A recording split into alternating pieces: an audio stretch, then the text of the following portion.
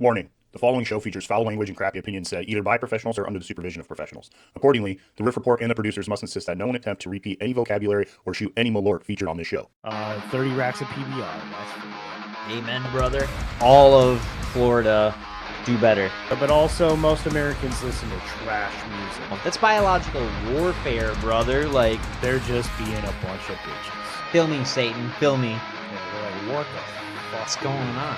Is he pulling out his dick? Yeah, it does. I was just fucking with you. And then we'll talk about it here, live, on the Riff Report. I'm not here to make friends, man. I'm here to talk music and give out shitty opinions, so there we are. What the fuck were we even talking about?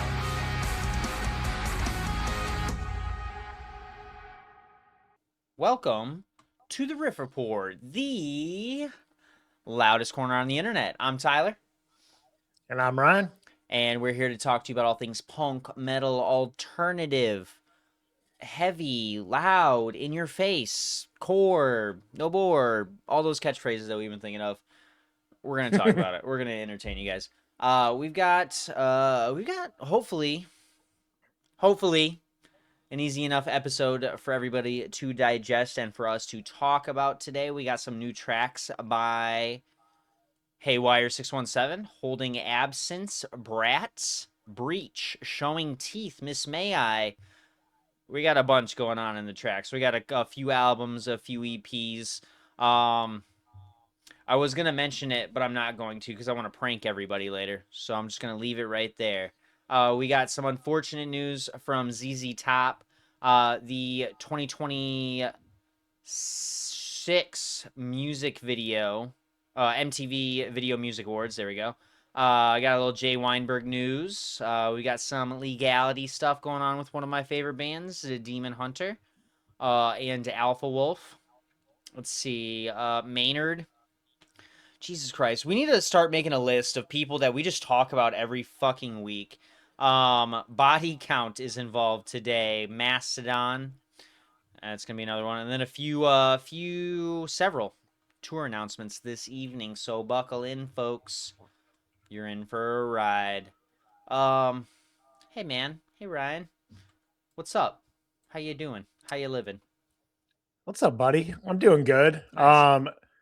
On the topic of talking about the same people over and over, I purposely did not include an article about Jack Osborne confirming shit about Ozfest. Right. I was like, nope, you're cut off. Right, exactly. That's about it.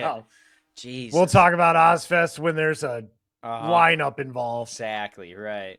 Hell yeah. Well, thank you for that, sir. You're doing the Dark Lord's work out here. We appreciate that. Yeah. That's awesome. Yeah, dude. But yeah, what's been going on, dude? It was a long week, to say the least. Yeah. Working all nights for me, which Right. I'm not a big fan of. But yeah, got to go to the fair one day, the good old county fair. Yep. I succeeded with my goal to not eat anything fried at the fair, and my stomach thanked me later. That is for sure. I also think I avoided fried foods. Did you? Yeah. I had pizza, I had a pretzel, and I had some of those cashews. Now, I was very upset when I left the fair and didn't get my deep fried Oreos. I always go to the Schuler Farms spot right near the posse, the sheriff posse barn and stuff, I'm pretty sure. Yeah. Wherever it is. It's, over off to the side. Every year, because that's where I did my high school, some of my high school community service hours was for there. And through some way, I don't remember who it was, but the Schuler family is a part of my extended family in a way. So, in this weird, tight-knit community that we live in. Yeah. So, I always got to give them some love and some of my money. You know what I mean? Heck yeah. Yeah. All right. I like it. Yeah, I ended up just getting tacos. I got some carne asada tacos. They were delicious. Asada. And then I was super happy they had white monsters this sugar-free white They monster. knew you were coming. They were like, They "Quick, knew get I him was out. coming. Get him out. Let's Yep, go." yep. Right. Put Ryan's him out coming. there. Exactly. I thanked him. I was like, "Thank you for having cool drinks." Right. But yeah, then today was a pretty chill day. It was beautiful outside. Took the kid down to the dam, and we sat by the river and just watched the geese and the ducks and Hell just soaked in nature. Exactly. It was nice recharge. Sometimes you need it, dude. A little reset or whatever. Right. I get it. I love that. I haven't had one of those days. We want to soon. I'm gonna try and convince Kat to go out tomorrow, maybe in like the mid evening, to the beach. Nothing too early, but just go out and take our little beach day. Maybe go swimming a little bit. Maybe take a nap in the sand like we like to do. Yeah. We'll see. Who knows what's in store for the day? Exactly. Right. What about you, man? How's your week been? Not that Let's see. haven't seen enough of you. Literally been together all fucking week. Come on, we can never have enough of each other, dude. That's why we do this every week. We can never have enough. Right. I wouldn't want it with anybody else. I'll just say that. But yeah, long week. Just because it was slower on most days. You know what I mean? So time just kind of dragged on. You know, everyone in the other states in the tri-state area have gone back to school. So I'm getting the fucking schnickel fritz of fucking customers at the bar. And it's just like, you know, I avoided you all fucking summer. Why? Why now? When I have to pay attention to you. You know what I mean?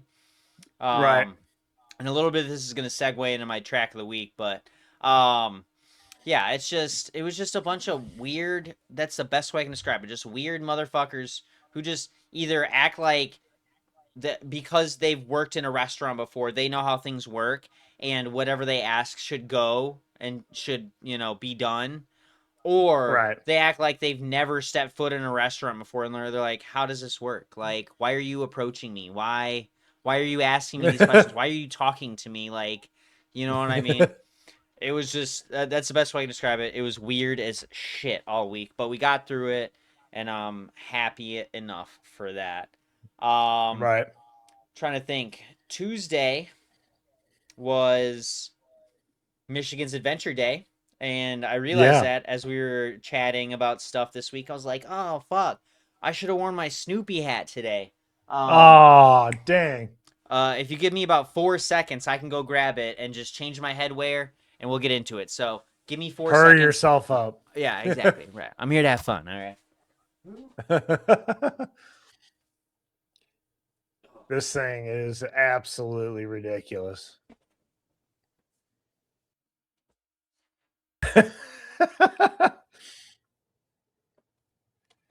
Snoopy hat's going on. It's on. There we are. Can you hear me? Yeah, I can hear you. Perfect. I just needed to adjust because I want you guys to see this.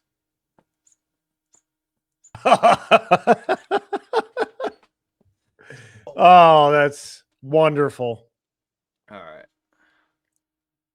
Hopefully that's wonderful, Tyler. Stay on the rest of the evening. I don't know if I want to keep this on. It's going to get kind of hot. Yeah, right. How much that bad boy run you? About $35. Oh, which, all right.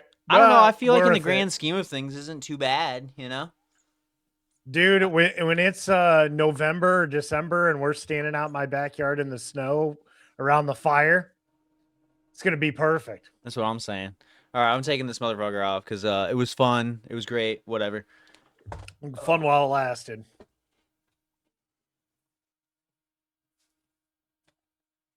Mark that down for my thumbnail. Yeah, but amusement park, great time. I got a Snoopy hat. I got a Woodstock hoodie. I got to get that washed up. We rode one ride the whole time we were there, and it wasn't even a roller coaster. It wasn't the Ripcord. It wasn't the Sea Dragon. It was a water park ride. It was a slide, and immediately afterwards, it was the mine shaft. It was in the back fucking corner, you know, fully enclosed, whatever. We had to lug one of those big-ass tubes up a fucking hill and then just stand there waiting for everybody else. I wanted to go on the Funnel of Fear, too, but that line was twice as long. And from what everyone was saying in line behind me and around me and everything, they're like, dude, the tubes are so much heavier and there's so many more stairs and whatever. So me and Cab both looked at each other. We were like, no, we're not doing that. Nah. So we literally just walked around, and I just did everything else that required more money. So, but we had a great time. You know, it was Kat's first visit to Michigan's Adventures. So she had a lot of fun. We got a lot of pictures. You know, we got our little snacks. We won each other some carnival game prizes. We still had a great time. You know what I mean? So we'll definitely want to go back next year. See if we can not necessarily plan it better, but we might need to, because we just jumped the gun on a locker in the front of the park, and the water park is in the back. So we kept having to walk back and forth, and that was probably half of our visit, was just walking back and forth. You know? Damn. So we'll do it better next time. But it's still great. So. Oh yeah. That's awesome. Oh yeah. Trying to think. Yeah, Fair Week. Well, I went on Friday. Got to see a couple of friends.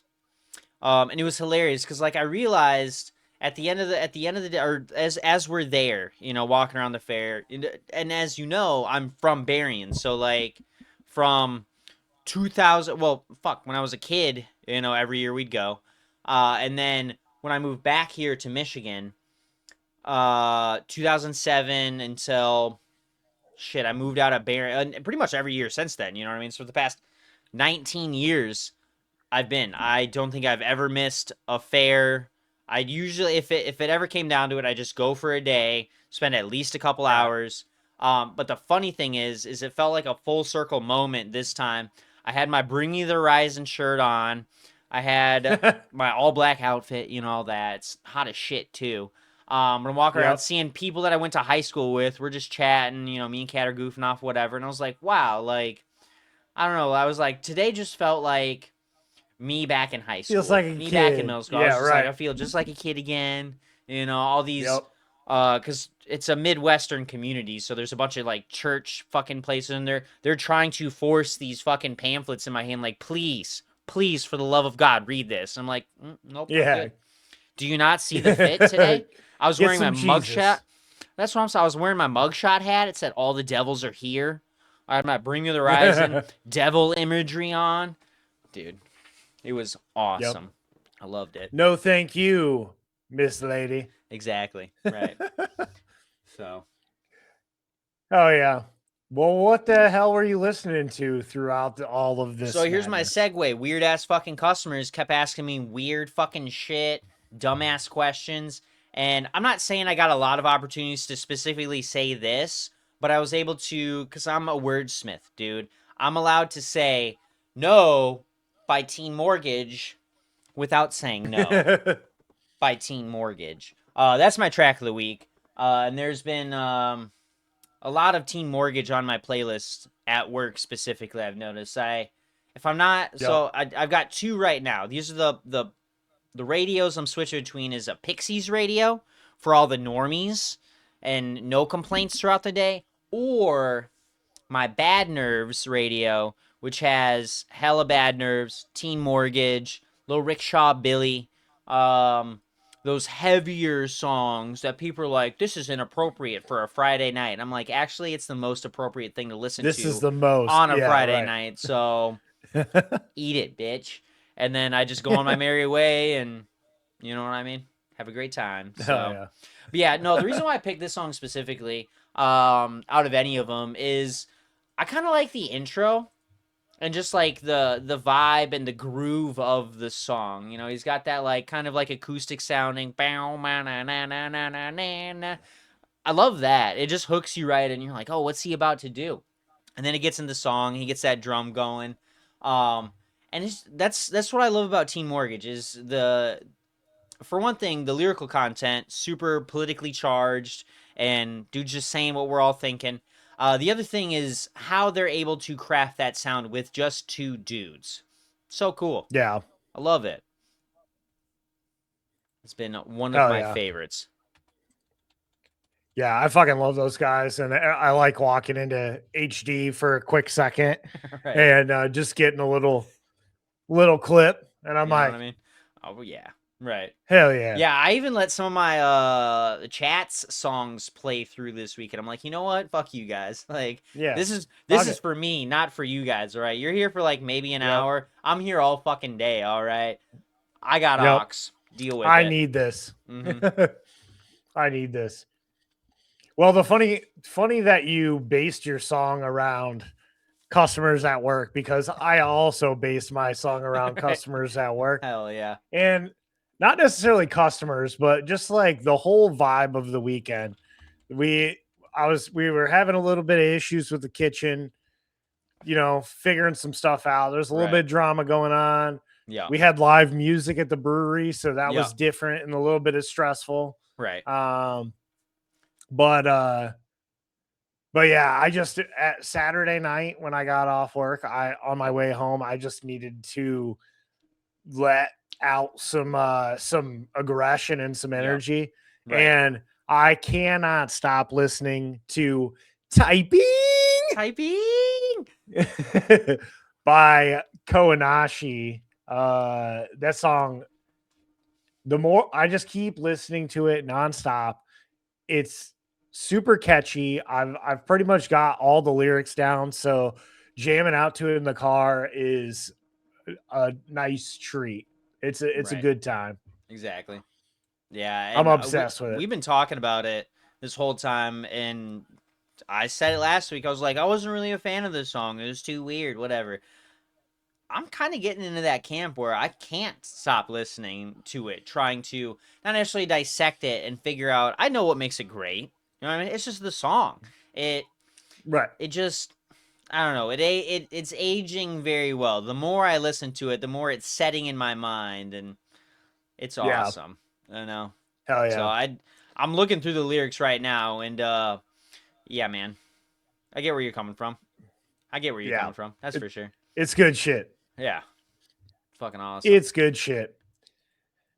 But yeah, I have a lead into our next section here. Speaking of Kawanashi, so I'm going to go ahead and take us into our scene and industry news, starting with our new releases. New releases. Zzz. New. Cool. Hell yeah. Speaking of Kawanashi, they are on tour now, getting ready to go on tour Okay. with the first band this week. First track that we got that I'm calling out tonight is the track Joy is a Weapon by the number 12 Looks Like You. The New Jersey Mathcore outfit have premiered their latest single. This one's featuring Foxy Shazam. Nice. The official music video was filmed at the Lyndhurst American Legion in New Jersey and directed by Jesse Corman and Tom Hass. This track is, so the beginning of it was like pretty surprising. I'm not used to the number 12 in quite this like heavy of fashion. Like at the very beginning of the song, I'm Mhm. just like, wow, this is a Wow. lot heavier than I thought it was gonna go. Right. But this track is a whopping 5 minutes and 29 seconds, and it feels like a 10-minute long song. It It really does. goes Yeah. on for a long time. I'm not super familiar with Foxy Shazam. I've heard the name plenty throughout my time, but I wasn't really sure what they were about. Yeah. So then I assume the part where they're involved is quite abruptly different than the rest of the track. Right. Um, but it was overall, it's no different than what number 12 is used to doing, which is like pretty experimental, pretty creative, just different. So these abrupt changes are pretty much par for course for this band. Right. Yeah, I listened to him a little bit. I know we were kind of chatting about it, but I was pretty sure wrong about my assumption. I thought they were like a solid state band, but no, they were they were with Ferret. Warner, Sire. They bounced around quite a little bit. I had Gotcha. quite a few friends that were into them too. Uh, just a little. How to describe them? Chiller, comparatively, like a little, kind of not jammier, but like they had some groove to them. You know. It's got a Uh, lot of different elements for sure. exactly. Then the number 12, but maybe they helped number 12 kind of branch out a little bit. I don't know. I'm not super familiar with both of them together, so I can't Right. exactly judge, but this was a good fucking track. So, I Yeah. enjoyed it. Hell yeah. Yes, I did too. So go check that out. It is exciting to get some new music from these guys. But my next track was I was pleasantly surprised with. This next track is called Pain by the band Throes. Throes. Throes. These guys are from Boise, Idaho, hardcore sludge outfit. This is the second new single for their upcoming sophomore album titled The Colorless Light of Emptiness, which is due out October 16th on Church Road Records. These guys are new to me, so I'm super happy to find these guys. Oh yeah. Because this is the perfect new hardcore band to get into. Yeah. Suffice to say, that's exactly it. I enjoyed this track too. I'm seeing they had one album released in 2019, In the Hands of an Angry God. Yep. So they've been around for a little bit. Longer than I'm not gonna say I would have expected. That's kind of a big jump between albums. Right. But it's cool that they're I'm releasing not some new music. I'm not sure, but I have two other albums, both from 2016 on here too. Okay. So I'm not sure if both of them are theirs or if one of them is or what, but Right. they could be as old as 2016. So coming back. Right. Yeah, where are they? I'm on Bandcamp now. Oh yeah, I got various singles from throughout the 2020, 2021, 2022, 2025, and now 2026. So it looks like mostly single stuff. Okay. Nice. Yeah. Well, whatever it is, keep making music, guys, because you guys fucking rule. Yep. I want to see more from you. Ripping. This one was awesome. Yeah. This next one was a bit of a change of pace in a happy way. A very posy hardcore way. And that is the track Interstate Love Affair by Haywire 617. The Boston hardcore outfit have announced their new album titled I Don't Want to Say Goodbye, coming out October 2nd on their newly announced label Roadrunner Records. Nice. Yep, this follows up last album that they put out in 2024. So hell yeah, I'm super excited about this. This track was just this is a positive hardcore song. It's just Right. like happy two-stepping, Right. fucking having a good time, Right. crushing some beers. Very Driving down the interstate. Bostonian. Exactly. Yep. Could be night or day. Roll the windows down and I can feel the breeze. Yep. It's awesome. I love it. Aww. Yep, it was exactly what I needed. Just a little bit Right. of positive encouragement, to get me through the week. Yeah, I agree with you on that. Hey, man, I don't care where I'm going. If I'm with you. Yep. Yeah, it's just it's awesome about song. bros or Exactly. ladies that you love. Exactly. Right. Yeah, good song. Great group chants. Perfect kind of punk sort of feel. Yep. This gets my approval. Hell yeah. All right. Last track that I'm calling out for the week is by Wolves in the Throne Room. This is the track titled Ghosts Among the Obelisks. Obelisks.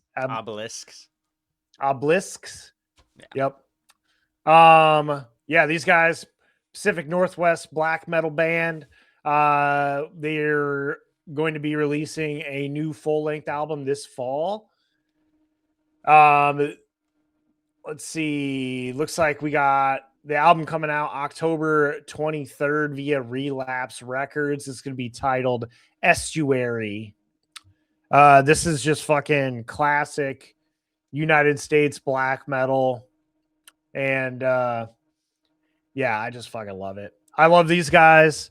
It's pretty sure it's been a hot second for these guys. If I remember correctly.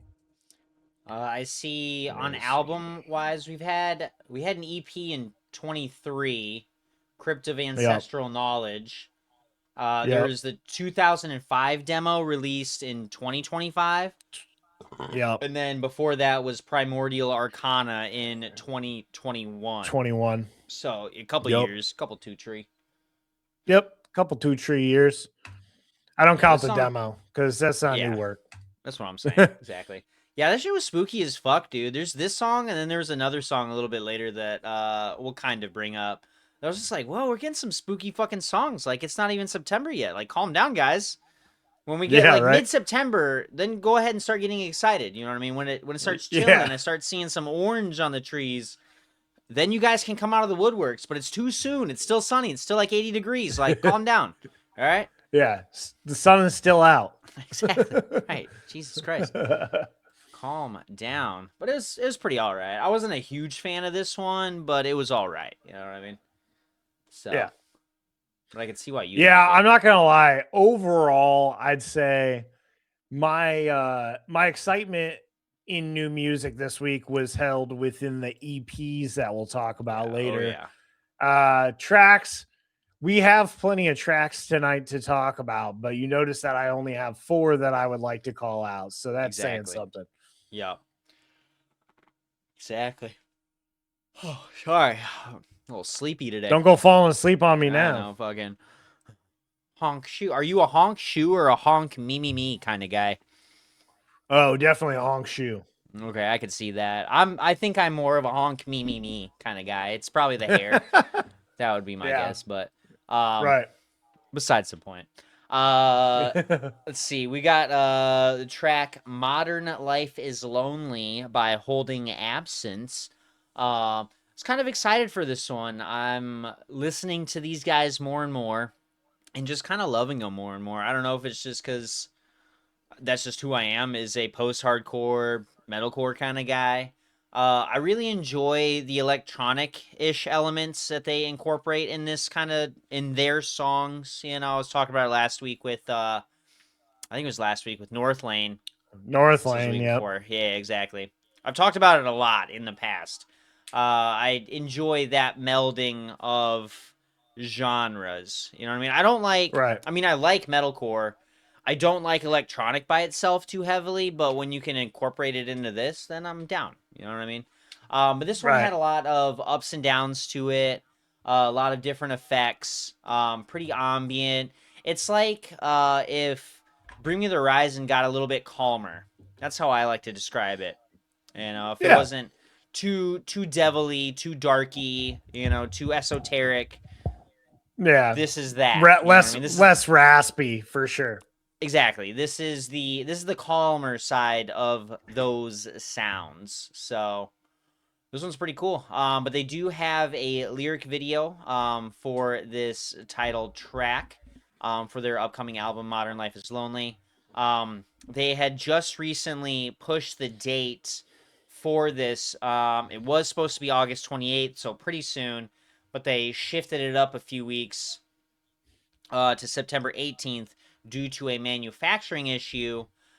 So they promised to release this early as a result of that, and now we've got it. So enjoy it.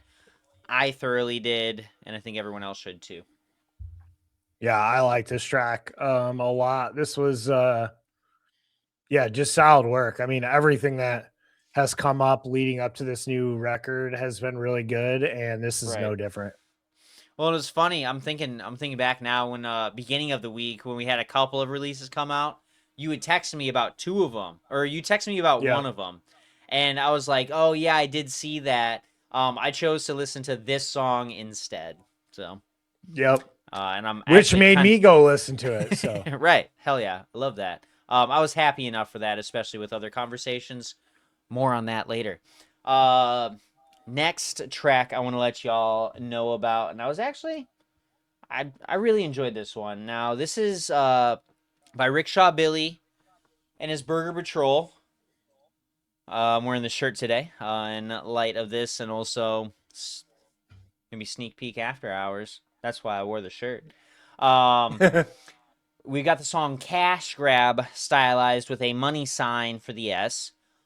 This is another release for their upcoming new album, Cash Grab, being released on October 23rd. This will be their fourth album, coming out via Permanent Teeth. This will be on LP, CD, cassette, and digital streaming.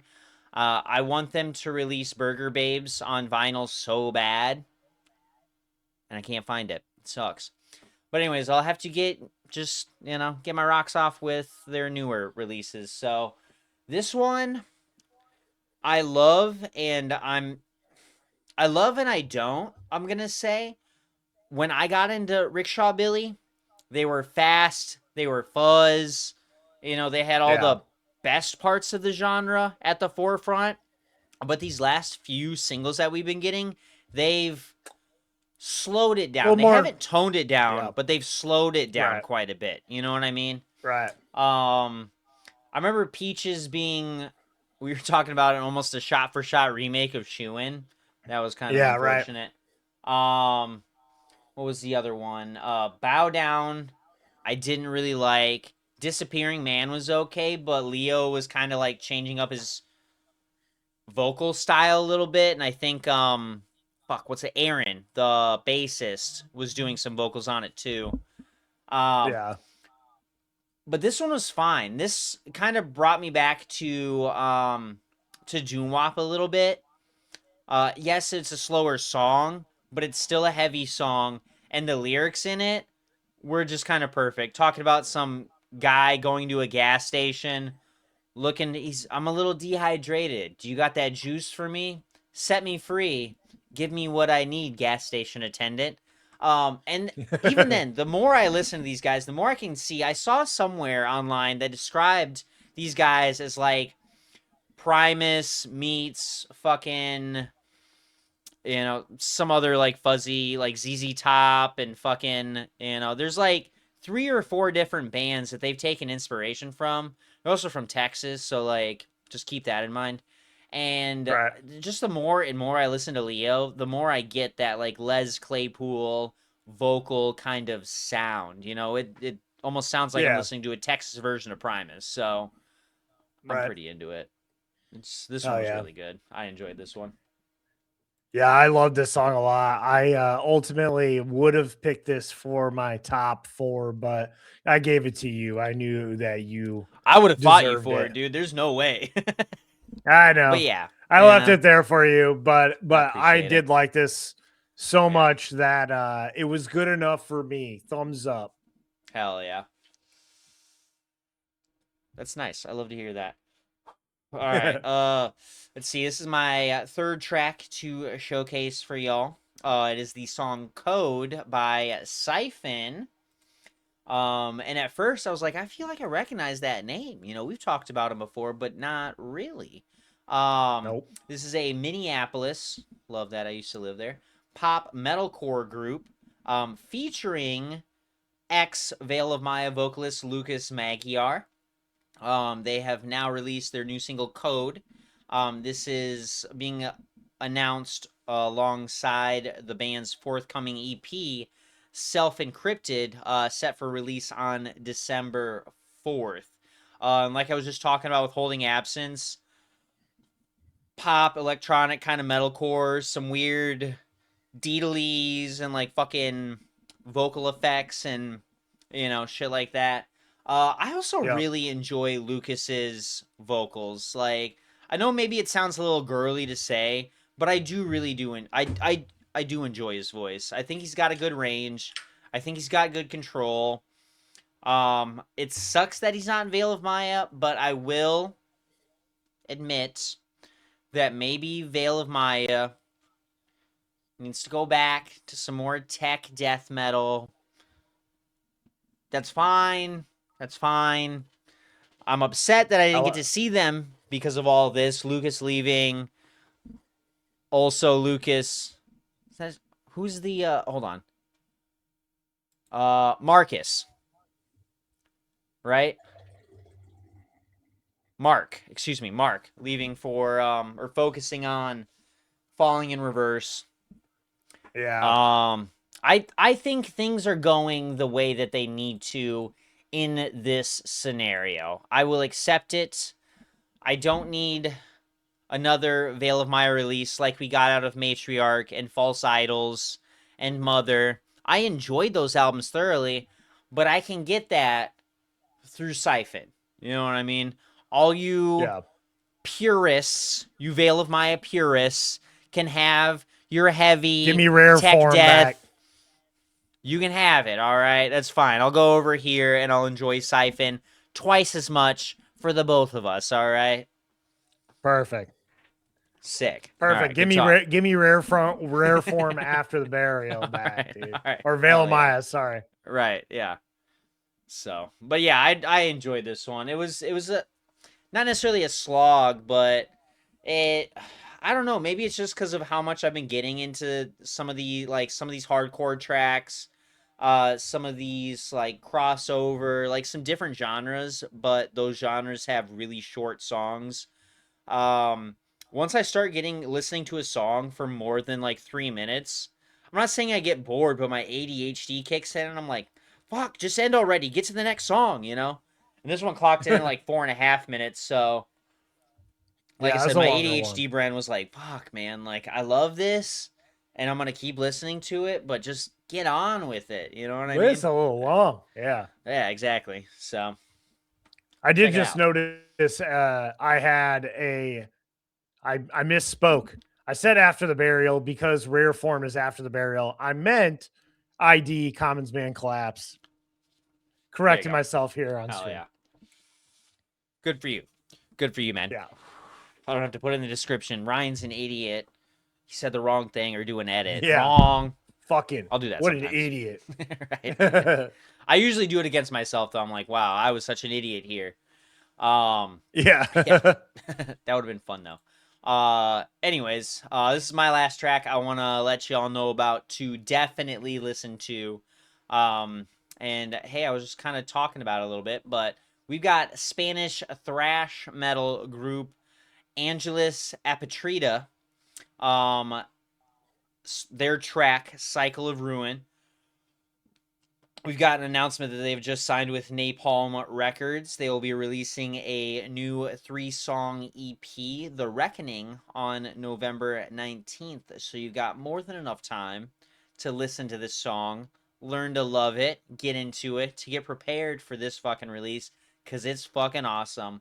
Yeah. I immediately locked in on that crossover kind of thrash like vibe, but well, and yeah, I don't have a contradicting statement to it. I do have to say I don't usually get into like power metal, and this kind of gave me like that 80s feel, that 80s thrash feel. You know what I mean? A little bit.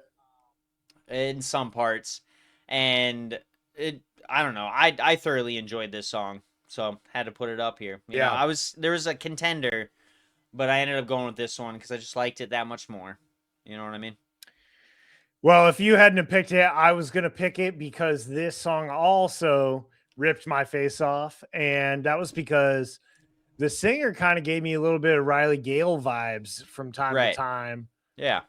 There was a couple wows in there that I was like, oh, whoa. All right. Yeah, we've been seeing hella videos about Riley. May you rest in peace, Riley. Rest in power, brother. Yeah, fuck. Today... Hold on, where's my fucking calendar? Yeah, literally today on recording. So 2, 3 days ago, we failed to mention to everybody in our intro what we're doing with our release schedule. Oh, yeah, you're right. Huge news, by the way. Breaking news from the Riff Report. If you're still listening at this point. All right. So, me and Ryan had a couple chats. Also, I'm just going to finish off my point. Listen to that fucking song, Cycle of Ruin by Angelus Epitrita. Fucking awesome, powerful, great. So, what we're going to be doing from here on, for now, until we decide to change it again if we do, we're giving myself, Mr. Editor here, an extra day to rot, to chill out, to think about edits, to work on stuff. This is what we're doing. We're doing Thursday evening releases for news and releases. We're going to go ahead and skip a couple days, and we're doing Sunday releases for after hours. Also in the evening. So that's just extending out a couple days. Gives me a little extra time to work on some stuff. Do some fun things, do whatever. Give me a day in between, because it's gotten to the point where I work 5 days, and then I work 2 days on the Riff Report, so I have no days, and I end up getting it out, but just give me a little extra time. We're burning the kid out, so we need to give him a little break. All right. Please. But yeah, so just expect that. We're talking about this now. You are going to be hearing this on Thursday. You're going to be so surprised, but this was all planned out. And yeah, hopefully it gives you a little bit more time to also check out new releases throughout the week, do whatever until we do it again the week after. So, perfect. Oh, yeah. Yep. All right, I'm going to take it away with our rest of our tracks for the evening. We're going to be going through these a little bit quicker. But we got Trophy Hunting by Brat. Love these guys. Everything they've put out so far leading up to their new album, Manslayer, coming out September 25th, has been great. We got a new song by a band called Fervence. The track's called Zenith. These guys are a Texas-based progressive metalcore outfit. Just recently signed with Metal Blade Records. So if you're looking for a new band to get in on early, this one's a good one to check out. Was a solid track. They're going to be putting out a new full-length album called Constructs on October 16th. Fucking solid track. Go check it out. I was a big fan of it. We got the track Psalm by Half Me, German metalcore outfit.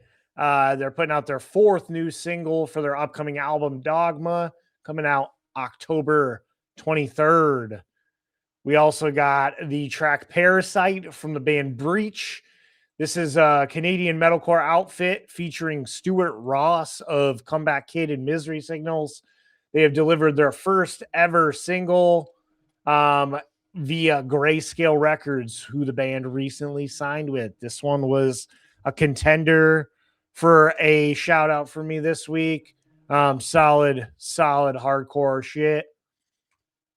We had the track Bad Exchanges by Showing Teeth, the band featuring a female vocalist who got popular doing vocal covers on Instagram. They're getting ready to put out their new EP titled A Fate Worse Than Loneliness, coming out September 4th. This one, you go check it out if you want. I wasn't the biggest fan of this one, but to each their own. And then let's see, we got a track by a new band for us, new band for me. That is Extol. These guys are a Norwegian metal band. They are returning for their first new studio album in over 13 years. That's going to be titled Aura of Decay, coming out November 6th. They've released this new track titled The One and the Many, which was really, really solid. If you're into prog metal, you're into Opeth, you'll love this shit. So go check it out. Oh yeah, great list. Love that. Let's see. Love this. I made sure to put this on my list because I just love the name. Squid Pisser. Yeah. Great. Song I wasn't really a fan of though. I'll be completely real. Song is called Rats. This is their new single for their forthcoming album, Throat Slave. Do with that information as you will. Which is That was set your to nickname in high arrive- school, wasn't it? Oh fuck. No, bro, it's throat Man. goat. All right, come on. Yeah, sorry. Fuck. Right. Give me at least a little Show credit. put some I got to respect pick on and my name. choose. Right. I wasn't a throat slave. I was a throat goat. All right. I Yeah. chose. I chose. Okay. Fuck, man. A double-edged sword. That joke. Let's see. That album is slated to arrive on August 28th, so very, very soon. Yeah, I don't know how to describe this song. It's just fucking kind of weird, Weird. you know? Yep. It's Squid Pisser is weird. yeah, who would have thought, you know? Let's see. This was kind of there's two other tracks that I was putting into that spooky kind of mindset. First one was Psalm that we were talking about earlier. This is the second one. This is Mausoleum by A Lot Like Birds. This is a Sacramento, California group. They have debuted their new single Mausoleum, which will be in their upcoming 5th album and first since 2017's Divisi. This features vocalist Kurt Travis, who worked with Royal Coda and Dance Gavin Dance, and Andy Sizek of Monuments. This one was kind of fucking spooky too. Like they had some like theremin shit going on or whatever. They opened their mind and learned to play the fucking theremin, and we got this song. Yeah, crazy. This was my contender for 5th. If we did 5 tracks, this was going to be my 5th track. I kind of enjoyed this one. Spooky. Yeah, this track was really good. I had it up there on the list because I figured you would pick it. Yeah, you were close, but then when you were like, I only did 4 tracks, I was like, all right, well, I want to talk about these 4 tracks a little bit more, so it's all right. Yeah. You had me in mind, and you were right about that, so I'm happy. Yeah. Thank you, sir. Let's see, we got the track Solar Will by Enslaved. This is a Norwegian progressive metal outfit that will be releasing their new studio album, Mio? Mid? Like Midgar? I think it might be Mio. I don't know. No, that looks like a D. That's like a Norse, like a runic D, I'm pretty sure. So I think it's like mid. Yeah. I'll have to look up the news. The text is just so fucking small. Let's do this. It's too fucking Zoom in. small. It's too I can't see. Yeah, that's a D, mid. Okay. Yeah, on October 30th, just in time for spooky season, via Nuclear Blast Records. And that's exactly what I got out of this was like Viking metal. It's kind of cool, powerful. Get on the longboat. Break your backs and grab your oars, men, if you wish to prevail. Let's see.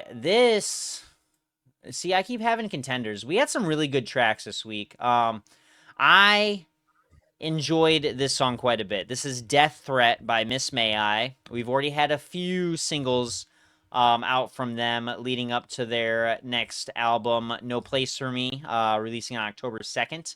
This track is called Death Threats. We did get a lyric video for this.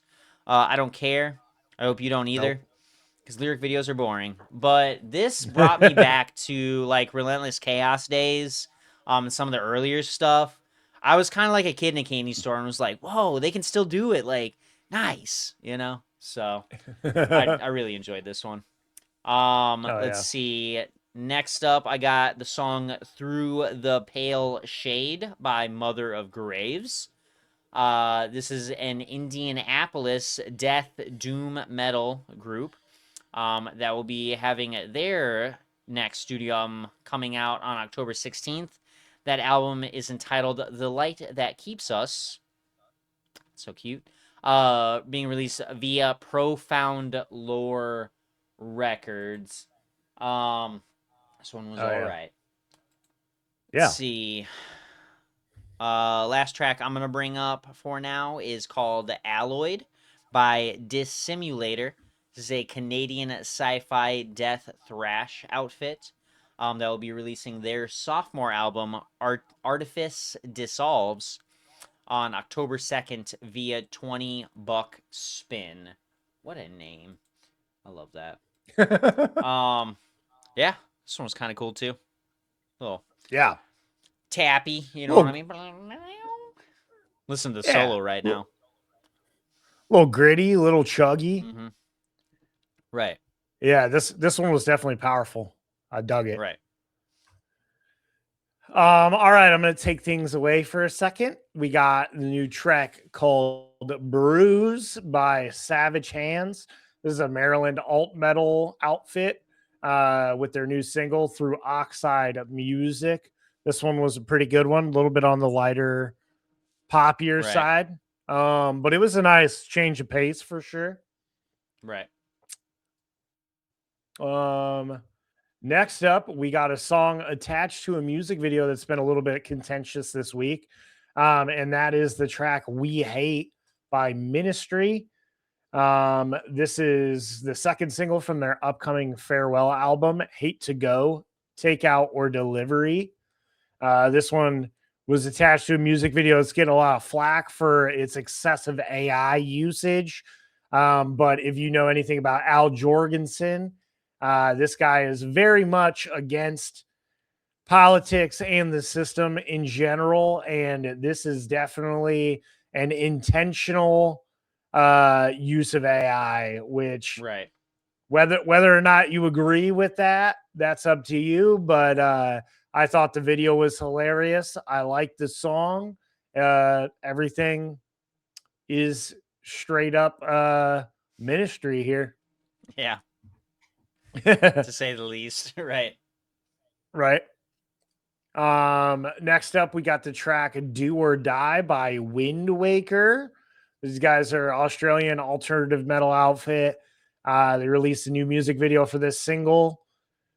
It's going to be off of their upcoming third studio album, Smile, You're on Camera, which is set to come out on October 23rd. This one was pretty good. A little more upbeat. A little more poppy, electronic than what we've gotten from these guys.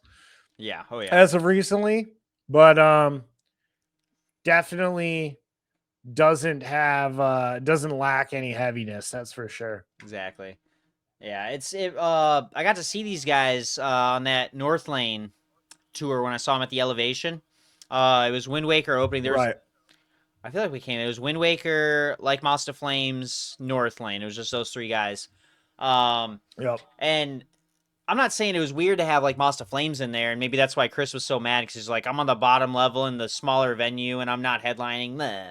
But Yeah. these guys, I was pleasantly surprised by these guys specifically. Like just looking at the group, I was like, especially the vocalist, he looks kind of dorky. I was like, all right, we'll see. And then they just fucking blew me away. Like I can't get enough of these guys now. So I'm looking forward to this whatever they have coming up. Now I want to look at a picture of the band so I can see. Oh, I see what you're getting at. He's got the berries and cream haircut, dude. Yeah, right. Yeah. But not the voice, that's for sure. No. Oh yeah, I was surprised you didn't pull that for your list too. Yeah, like I said, there was quite a few tracks on this list that I really wanted to explore and like talk about, but I was like, I'm just gonna pick a few. And if you would have had like one or two more, I would have fit a couple of these in there. There was room. Yeah, for sure. Yeah, exactly. And I had to pick on the few and kind of diversify my choices a little bit. You know, I feel like I end up talking about, you know, more electronic alternative metalcore. So that's why I picked SIFYN. You know, I got my fuzz in. You know, I got, you know, all those. I got what I needed to in. And here we are. I just talked about it a little bit more. So it's cool. Yep. I still got them. Yep.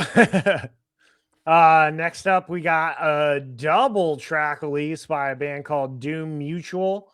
They released 2 tracks, one titled Static Planet, the other one Crowbar. These guys are from Nashville, Tennessee, shoegaze outfit. They have announced the first outside signing to Hiss Records. The new singles focused label launching by Grammy-winning producer Nick Raskulinsk. I have no idea how to say that guy's name. It's a crazy name. Raskulin. Sure. Sure. But anyways, yeah, these 2 tracks were good. I dug them a lot. Yeah. They were chill, darker. They're just pretty ambient and just relaxing. Yeah. They're good. I also enjoy them. And then let's see. I'm about to see. There it is. God, are you dying? Right. Yeah, I think so. I saw that. I'm battling with myself here. Right. You got demons, bro. Yeah, dude, I'm gonna fight him. I'm gonna fight him with this last track drop of the week. This one was a big one. Saw this come in this morning, along with a music video drop that happened at noon today. So when I saw that, when I went to go search for the video, it said it had not released yet. So I had to sign up for notifications for the drop. So that was a nice little Monday activity I had going on. But we got the cover of Rob Zombie's Dragula by Signs of the Swarm. The deathcore band has released this studio recorded cover of Rob Zombie's 1998 classic. This one comes with a music video, like I was talking about. It's full of cameos, including skateboarder Bam Margera, and also featuring guest appearances from plenty of prominent metal artists, including Will Ramos. So yeah, go check that out. The music video is wild. You kind of don't really figure out who is who, except for Bam Margera. He's like right out in the open there. Oh, yeah. But everyone Maybe else it's is the guy kind of with the wearing skateboard. Yeah, probably. Right. But yeah, at the end they go through who each character was and unveil all of the cameos, which was nice. Because I figured Will Ramos was the like goblin kind of dude on the back of the car, but I wasn't super sure until the end, and then confirmed that was him. Oh, hold on. Matt Greiner played the composer drum fill. Man. Yep. It's so awesome. Hell yeah. This was a fun track and fun music video drop. This one is where I'm going to pull in my reference here for you, and I'm calling this is solid Riff Report After Hours cover approved. Yep. I knew you were going to say something. Yep, this is not Coward. They did a great job with this cover. It is way different than the original. They definitely made it their own and made it a song that is worth existing in this cosmos. Exactly. Hell yeah. Love it, dude. I agree with you 100% on that one. Total Hell cover. yeah. Not a coward. Hell yeah. Hell yeah. All right, well, let's move into the EPs where I'm super excited. Every single one of these EPs made me super happy this week. But we're going to get started with the one that made me the happiest, and that was the return of God's Hate. They released an EP, 3-track EP called Won't Be Disgraced. This is following their surprise set at Los Angeles' Sound and Fury Festival. The Southern California straight edge hardcore outfit released the EP via closed casket activities. This marks the band's first new material since their self-titled LP in 2021. where they then went on a bit of a hiatus, stating that they had said everything that needed to be said, but now they're back with some new material, which they've recently called out old Harm's Way guitarist Bo Luders in remembrance for some of their new sets that they've done recently, as well as some of the lyrics on this EP. So this one was a fucking killer release. I was super excited about this. Definitely my release of the week. Hell yeah. Yeah, this one was good. I didn't get too, I mean, I was going to say not too far into it, but it's 3 songs, you know what I mean? So, Right. but yeah, I got through like some scrubbing, and whatever I did listen to, I was a big fan of. So this is, you sent me a video of the Sound and Fury, right? Yeah, I think so. Yeah, I was watching through that. He was like, "This is for Bo, this is for Lou," you know what I mean? Like all those call outs and shit. It's pretty Right. cool. Yep. So, hell yeah. I did also get to see, I've been watching some clips of the Hard Lord Jeopardy. I haven't watched the full video release, but, and the one specifically that comes to mind is when, Davey kept picking the, like, one band, many jobs or something, or one man, and all of it was Shai Hulud. He's just like, yeah, dude, guess what? That was the best part. It's Shai Hulud. Right. Go ahead, just make literally a guess, and they're like, Shai Hulud. Shai You Hulud. got it, right. That was so awesome. That was great. I really did enjoy that. So I'll have to sit down. I'll probably end up doing that tomorrow and just watching through a lot of like hard lore stuff. So yeah, I've got a free day. Solid. You know what I mean? Hell yeah, dude. It's awesome. Congratulations. Yeah, right. Thank you so much. Alrighty. Next EP we've got to talk about is We Don't Need You, Plain and Simple by BEG. And it's not you, the listener. We need you. Okay, we support you here on the Riff Report. Just talk to us a little bit more. That's all we want. We need you. All right, plain and simple. Yeah. But cops, we don't need them. Nope. Military, well, we need a little bit of military, but you know what I mean? Hey, The strong fucking flock cameras.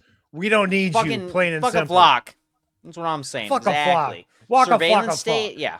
Yeah. This domestic fucking terrorist group that we have, the police, we don't need you. And that's what this EP really showcases. I haven't dissected a lot of the lyrics, but you can tell the imagery, whatever lyrics you can understand just by listening to it. This is a very politically charged, you know, like I said, just anti kind of violence, cop, you know, political.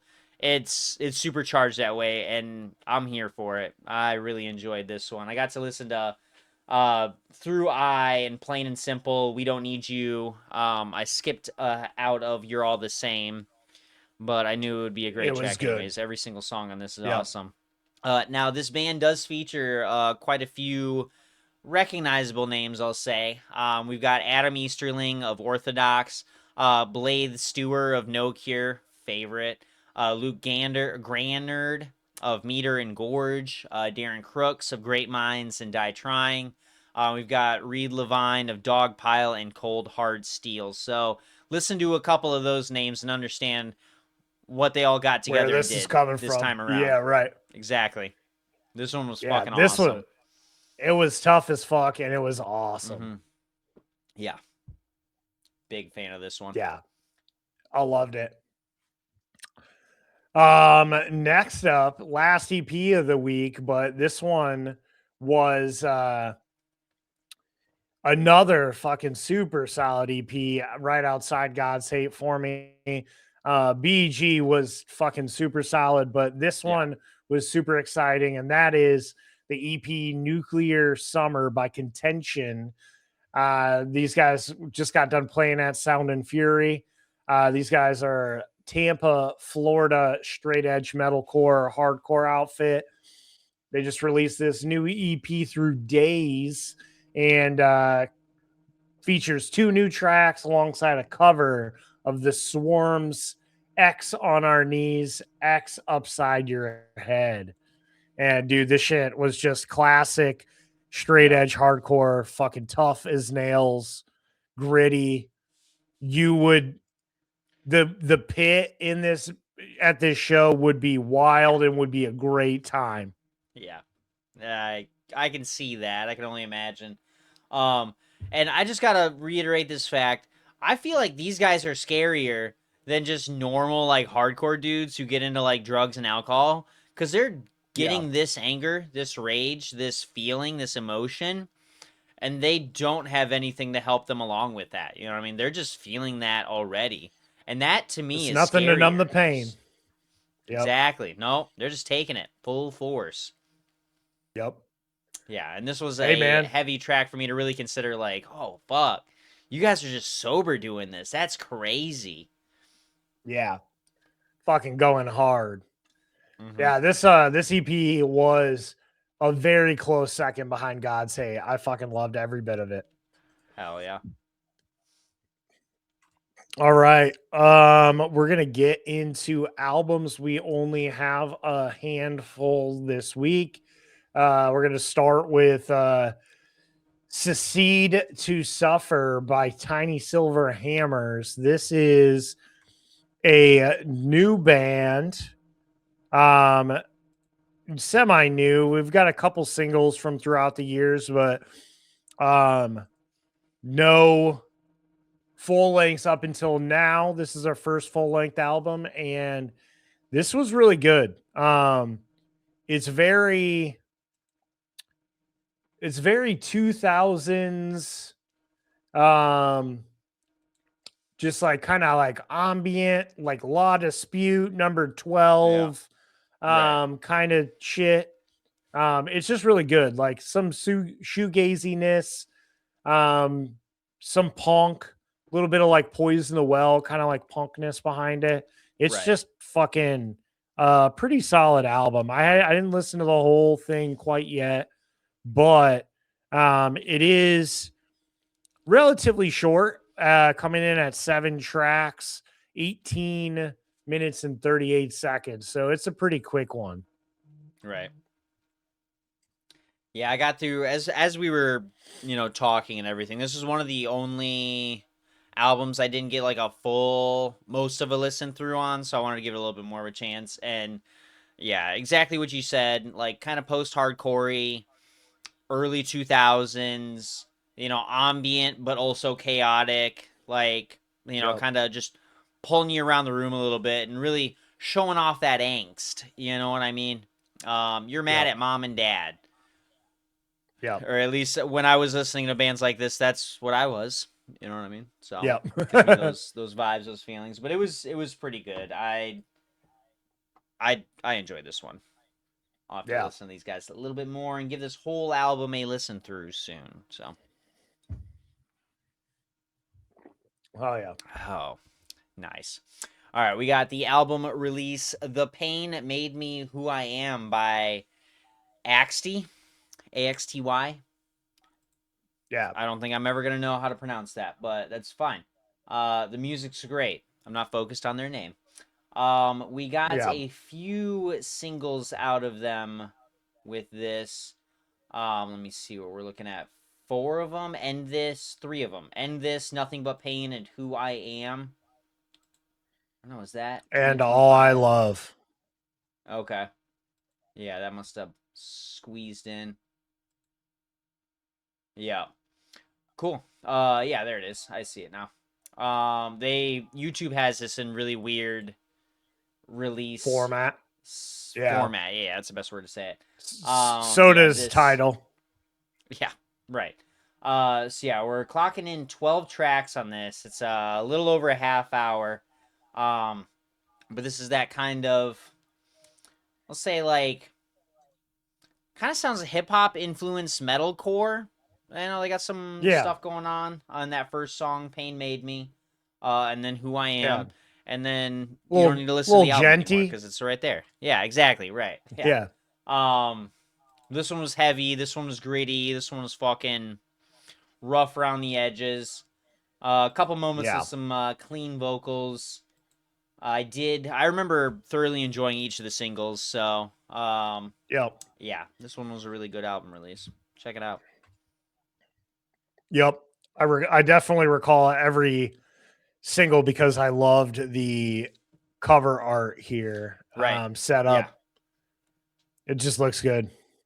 Right. Hell yeah.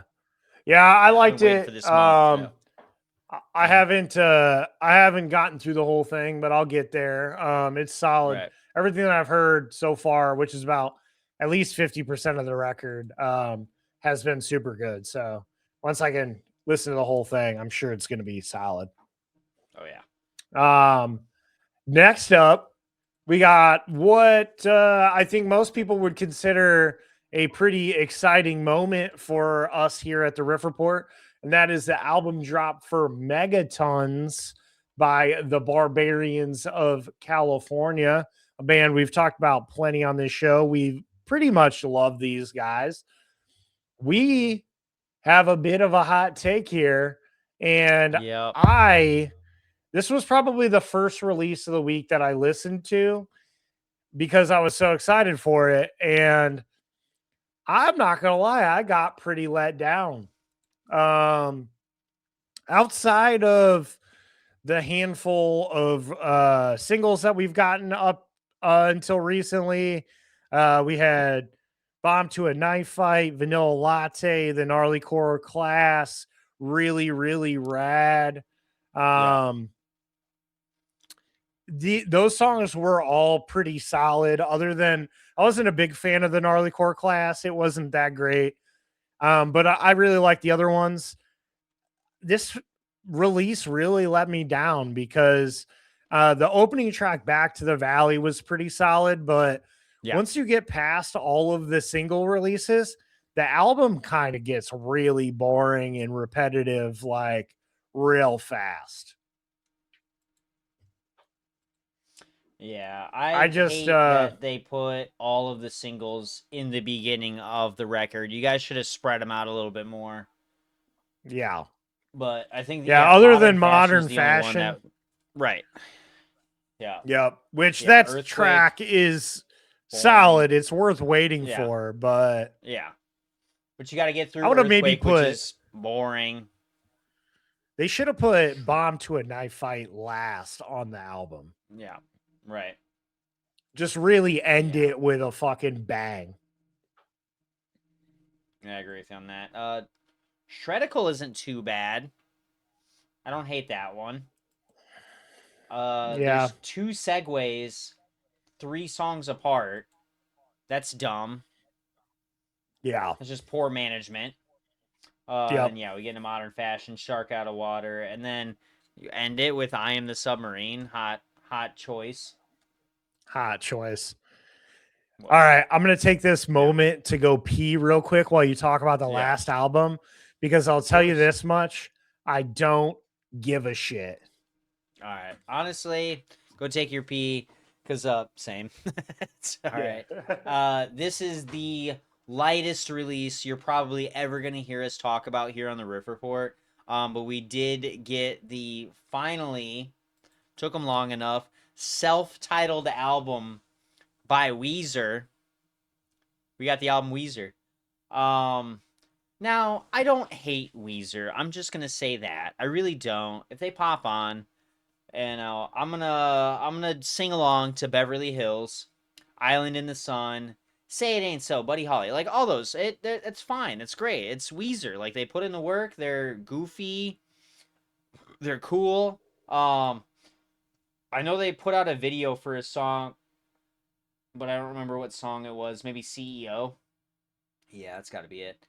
And they had a lot of people involved in this video. Yeah, Rob Riggle, right there. Pow. That's probably the only song I give a shit about this fucking on this album. The guy who plays Chit, he's one of my favorite. Oh, one of the It's a Bad Idea guys is in there. I don't remember his name, but he just directed that movie Obsession. I want to say that was his movie. You've seen those That's a Bad Idea videos where they do I'll have to send you one, but if you look them up on like Facebook or Instagram or whatever, you'll know what I'm talking about. Yeah. Fuck. Yeah, I'm not gonna lie. I obviously heard what you were saying while I was taking a pee. But yeah, I don't hate Weezer. I do hate the song "Say It Ain't So" because I've heard it way too many times in my life. Yeah, right. And I just don't Okay, think it's that do great you of a hate song the to begin with. song? All right. Okay, so I guess Yes, that answers my question. You do hate the song. Because I was gonna say, do you I hate do. the song, or do you hate the fact that you've heard the song a million times? Because honestly, if I were Both. to pick a song that I hated by them, you know what I mean? Yeah. Or honestly, Buddy Holly would be mine. Like I don't care That one's that you super sound like Buddy catchy. Holly and that and you're Mary He Tyler Moore. I don't care. looks he I don't looks just care. like Buddy Holly. I guess. Anyways, Hash Yeah. Pipe, dope song, probably the best Weezer Great. song ever. Yeah. But I mean, they've had their day, and the way that I see it, their day is over. So I'm not really interested in any new releases. And this one just came across as boring. Right. Yeah. I did not So- listen to much of the album. I had only heard and seen the video for CEO because everyone was up in arms and being like, wow, there's a lot of Scientologists involved in this video. And I was like, whoa, shit. Oh, wow. And that was all I really cared about. So if you like Weezer, check it out. If you don't, then just skip it. That's fine.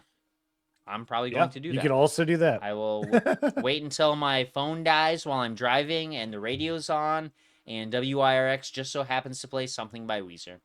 It's about the only time I listen to them. So. Oh, yeah.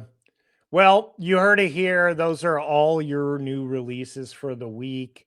Check back in next week for your new set of releases. But in the meantime, if you want to check all these tracks out, all these albums, you can find those on Tidal.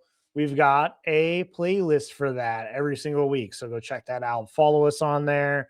Listen to our music. It makes me feel happy because I put a lot of work into it for myself, but I would love if you guys would enjoy it as well. So hell yeah. Pretty good playlist. Just saying. They are. I listen to them all the time. But now it's time for the moment that I think everyone's waiting for, and that is your band drama. Band drama. Which yeah, it sounds kind of rough. I'm gonna get a shot ready for the end of this one here because it is deserved. But our first bit of band drama is the sad news that ZZ Top drummer Frank Beard has passed away at age 77. Beard served as the band's drummer since 1969. Though health issues had recently limited his ability to tour, he stepped away from the group this past March to undergo a medical procedure and later took a leave of absence due to illness. A cause of death has still not been disclosed as of yet, but a representative for Beard confirmed that he was in hospice care when he died at his ranch in Richmond, Texas, surrounded by family.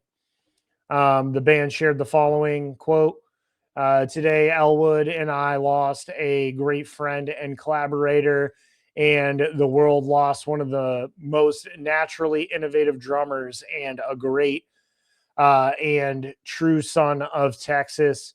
His signature backbeat was key to keeping ZZ on top. That came from Billie Gibbons. Following Frank's passing, ZZ Top has canceled its upcoming shows in Salt Lake City and Colorado Springs. The band will resume its current The Big One tour this weekend with 2 dates at Austin City Limits as of Frank's favorite venues and in a city that had been something of a second home for him. So that is terrible to hear. I've been a ZZ Top fan for a really long time. They were Yeah. just one of those bands that when I was a kid, I think my grandpa had a ZZ Top, a bunch of ZZ Top CDs in his collection, and I saw the dudes with their sunglasses and their big beards, in their fucking, fedora top hat kind of Yep. deals, just looking Right. cool as fuck. Exactly. And I just loved them. Nobody told me to listen to them. I just checked them out based on the looks, and I loved them, and they're just fucking great. So this Exactly. one goes out to Frank. You are a legend. Incidentally, May you the only guy in ZZ Top without an actual beard. without an I always actual loved beard. that. That's true. That was my favorite. Yeah.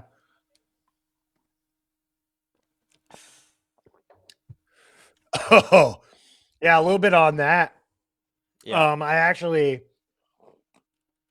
was actually reading a pretty funny article about that. How he was talking about how the band had split up for a little bit, and everybody kind of like went on and did some jobs and stuff like that to support their families. And throughout that time, he said everybody had gotten lazy and stopped shaving. But when they got back together, he noticed how big everybody else's beards were and knew he couldn't compete. So he just shaved his beard. All right, there we go. He's like, you know what? I'm done. Yeah, that's fair. I feel like I'd be the same. But no, I don't know. I was thinking about shaving today. I was like, man, maybe I should clean up. But I was like, it's about to be fall, so maybe I just let it, fucking go a little bit. But I got to get myself some beard oil. I got to get a new brush. I got a lot of stuff I got to do. Hopefully I can stay on top of that and do that and get a little ZZ Top beard. Get it the right way. I feel like I'd have the perfect, you know what I mean? I think I would have like a ZZ Top beard if I could grow it out more, but I always lose my patience. All right. So from here on out, can we make a pact? Both of us are not going to shave our beards until when are we potentially shaving? You think 420 next year? Yeah, I was gonna say springtime. Springtime would be fair.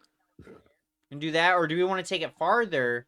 And maybe I was gonna say we could go a year from now. Well, no, I'm thinking because if I want to do it, let's June. The summer solstice. All right, that's like June what? All right. 20th or something. You know what I mean? Let's give it till then, because then it's gonna be way too fucking hot to have that fucking beard. And we'll get rid of it, all right? It'll be nice to get rid of it. Or we could do like, what, like, when's Memorial Day? Yeah. We can make that weekend, because that's like May, June. Yeah, right. I think that. Well, let's go to Memorial Day. All right, we'll set Memorial Day as a tentative date. And if we want to go double or nothing after that, we'll figure it out. So that's what I'm saying. I'm down. Cool. I'm no stranger to the beard. Nice. Hell yeah. This is about as far as I can get, and then I get a little pissed off. I'm like, fuck, there's beard here in my mouth and my food. What the fuck? But I really want I want that beard, dude. I want it down here. You know what I mean? I want to braid my beard into my hair. I'll get there. Just gotta take care of it. Hell yeah. All right. Next little piece of drama I've got for y'all. Let's see. After featuring a prominent tribute to the late Ozzy Osbourne during the 26 MTV Video Music Awards, Rock appears to have been dropped from this year's ceremony. The newly announced list of nominees for this year does not include a Best Rock category, which was surprisingly won last year by Coldplay. Yeah, huge surprise. They're not rock. Yeah. Over nominees, I'd kill off the category after that. Yeah, exactly. And Evanescence now. At that point, Linkin Park was Scientology chick plus everybody else. So, like, did we really lose out? But Evanescence, I think Amy Lee would have deserved something. I'm sure she's gotten her accolades for sure. But now the best alternative category does remain and includes Limp Bizkit frontman Fred Durst for his collaboration with MGK on Fix Your Face. You gag me, let me throw up. That's gross. The music awards will air live from Los Angeles on September 27th. This year's nominees for Best Alternative are Geese with the song Taxes, Industry Plant, MGK and Fred Durst with the song Fix Your Face, Noah Khan with The Great Divide. We've got Olivia Rodrigo with The Cure, Somber with the song Homewrecker, Tame Impala with the song Dracula. I don't know why I said it really weird. I thought it was funny. And then the band 21 Pilots with the song Drag Path. Tell me about it. At the end of last year, MTV had also rolled back a number of their music-based channels, mostly in foreign markets from what I remember, following a mass scrub of 30 years worth of content from their digital archive in 2024. Gross. Yeah. Probably for some tax write-offs.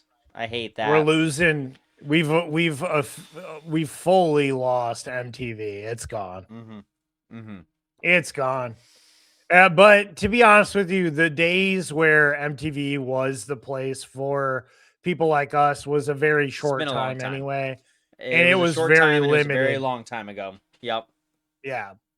It was limited. I mean, you could say the days where like Jackass and Viva La Bam and Travis Barker's like show and Ozzy show, like it was a very rock centric time at that point, but that was like the peak of reality TV. So like, was it really like we got a lot of good music in the soundtrack of some of those shows? Oh, yeah, fucking I don't know, Family Jewels.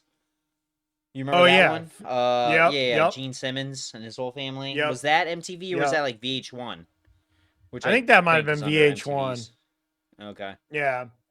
Yeah, I was never a VH1 guy though. Yeah, I did a little bit. But I'm just thinking about how my parents wouldn't let me listen to a lot of the music, but then I would catch them like watching the TV shows and be like, "Oh my god, it's so funny!" Like, I'm like, you think you think the song "War Pigs" is literally the devil, but you're watching the Osbournes like show, right? Whatever, whatever. That's fine. I'm not mad at all. Yeah. So it was a great time to be alive. That's for sure. Well, yeah, MTV's fucking dead. What are you gonna do? Move on to something else. Maybe go get yourself a Veep subscription, I guess. No, that was full sarcasm. We won't be doing that. We won't be doing that. That was full sarcasm, guys. Don't do that. /S. Yeah. Let's see. We got some points by Jay Weinberg, multi-instrumentalist. Jesus Christ. Are you smelling burnt toast, sir? Yeah, I think so. Processing. But Jay Weinberg has revealed that he supposedly was contractually obliged to not work on any side projects outside of one specific band that he was with for some time. I think we can all figure that out. But he was very careful not to name any names, of course. Yeah, but this thing was super coded to let us know who it was. I'm just saying. Yeah, absolutely. I don't think it takes a genius here to figure out. Use some context clues. You can figure it out. I'm sure he's signed to an NDA or some legal corporate bullshit that surrounds this band. But conveniently, he spent 2014 through 2023 with the band Slipknot. Following Joey Jordison's mark that real exit quick. from the 2014 was how long ago? Long time. What? 20? Why? What? 12. Okay. All right. Cool. We got it. We got it locked in. 12 years. Why? You can continue now. Just continue talking. It's fine. I just wanted to lock that in.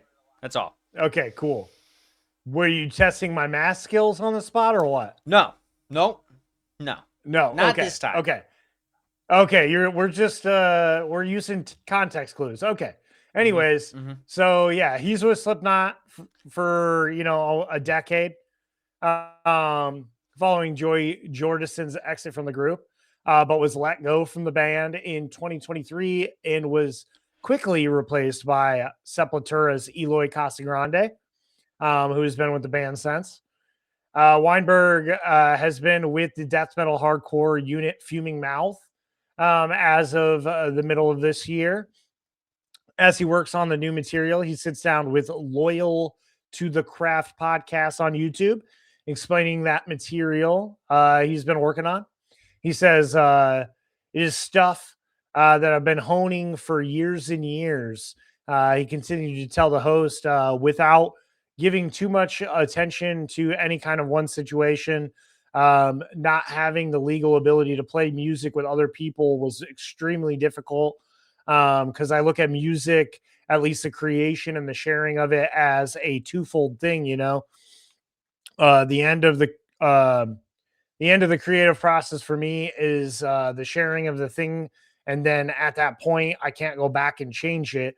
I can't make any more adjustments. It's out in the world, living its own life, and I get to move on. He continued to elaborate, not having the ability to do that. I would create things and even collaborate with people in private. But then knowing in the back of my head, like, oh, nobody will hear this. Although I was super intensely focused on one aspect of my creative life and happy to do so, a little part of my creative self was dying for sure, because this stuff means a lot to me. These are songs that still, even 13 years later, after initially coming up with the song, I feel passionate enough to put forth the effort to getting it across the finish line. And it is emotionally gratifying for me to put that out there. He goes on to talk about how committed he is to collaborating and working on music with people and creating just a dynamic expression within the genre.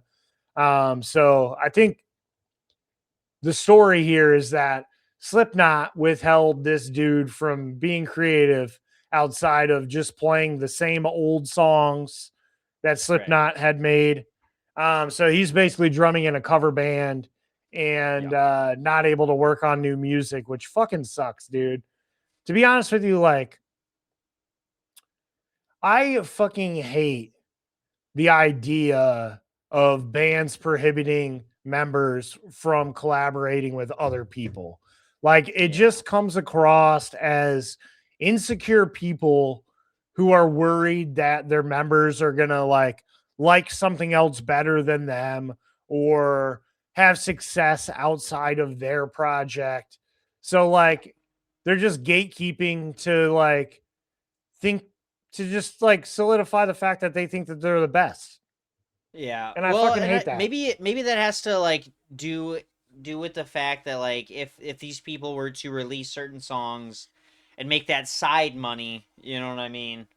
Uh for the past couple years, all we've been hearing about is members of Slipknot, that aren't Jim and fucking Corey, work on things outside of the band, or anything that they have worked on inside of the band, not get enough of a cut on. And, they hate that. Right. So they talk to management and people that are Jim and Corey are like, no, you're just pretty much a hired gun at this point. And, Right. whatever you put in, we get to decide what you make because this is our fucking band and blah, blah, and everything. And a big name like fucking Jay Weinberg, that's a scary force of nature. You know what I mean? His dad's been in the industry for a really long fucking time.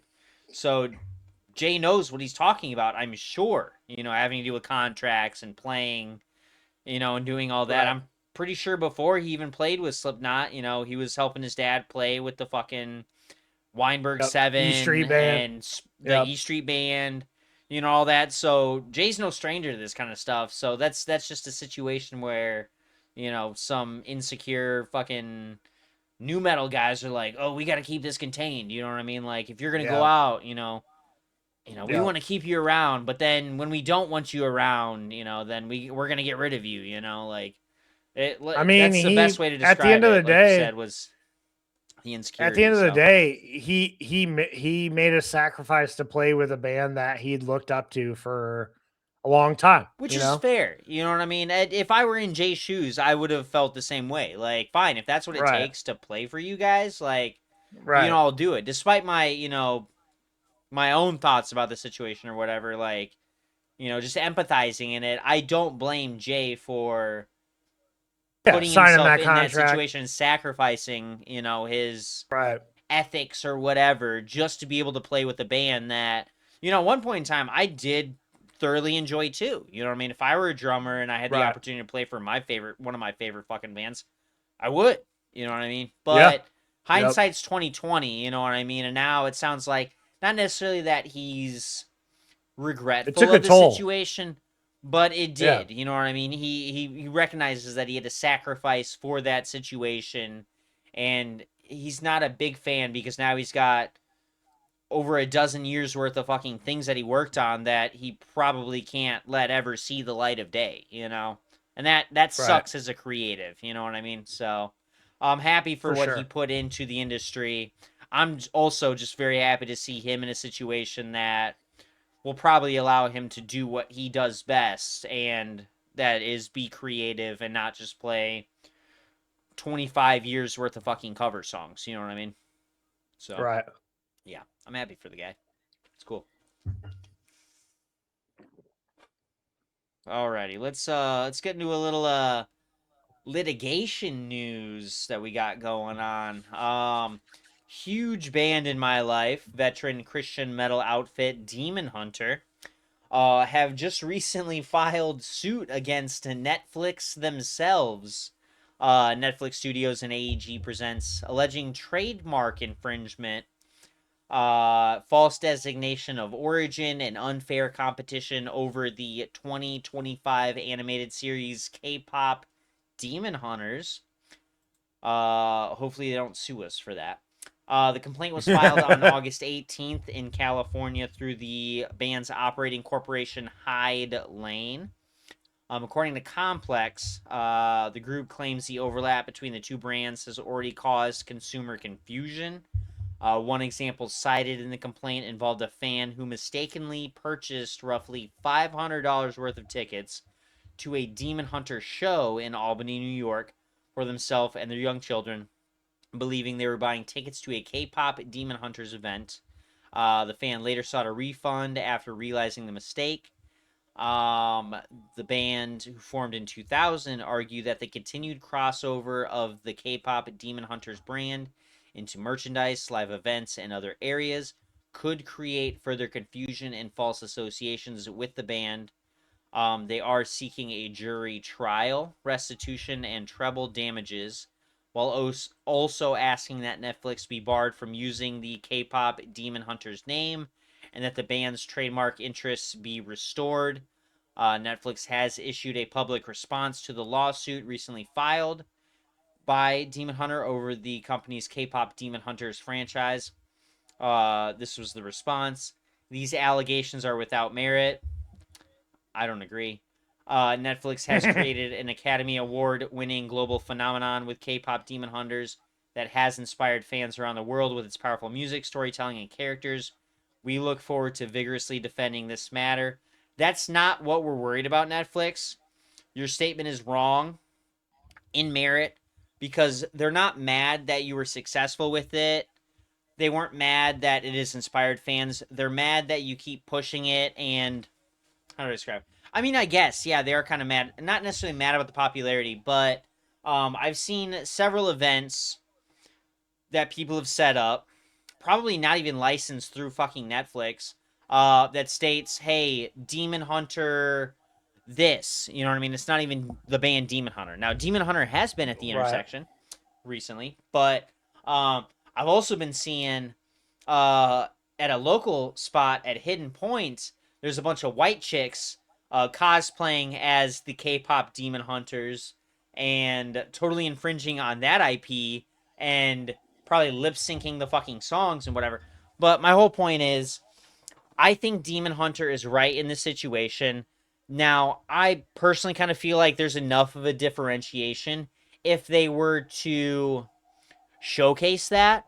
But if people are buying tickets because something is just called like a, whatever, I could see this. And the thing is, as far as I understand with copyright laws, if Hyde Lane, Demon Hunter, anyone in this controlling section were to not say anything about it now, then they would lose that ability to say anything about it in the future. So it's just like with other things, fucking Bucky's. I'm trying to think of some other factors where it came in where it's like a limited statues kind of thing. Well, kind of. So Pagonia did a collaboration with this like trans artist, like music, whatever, to allow them to use like at least kind of like Patagonia, I think is their name.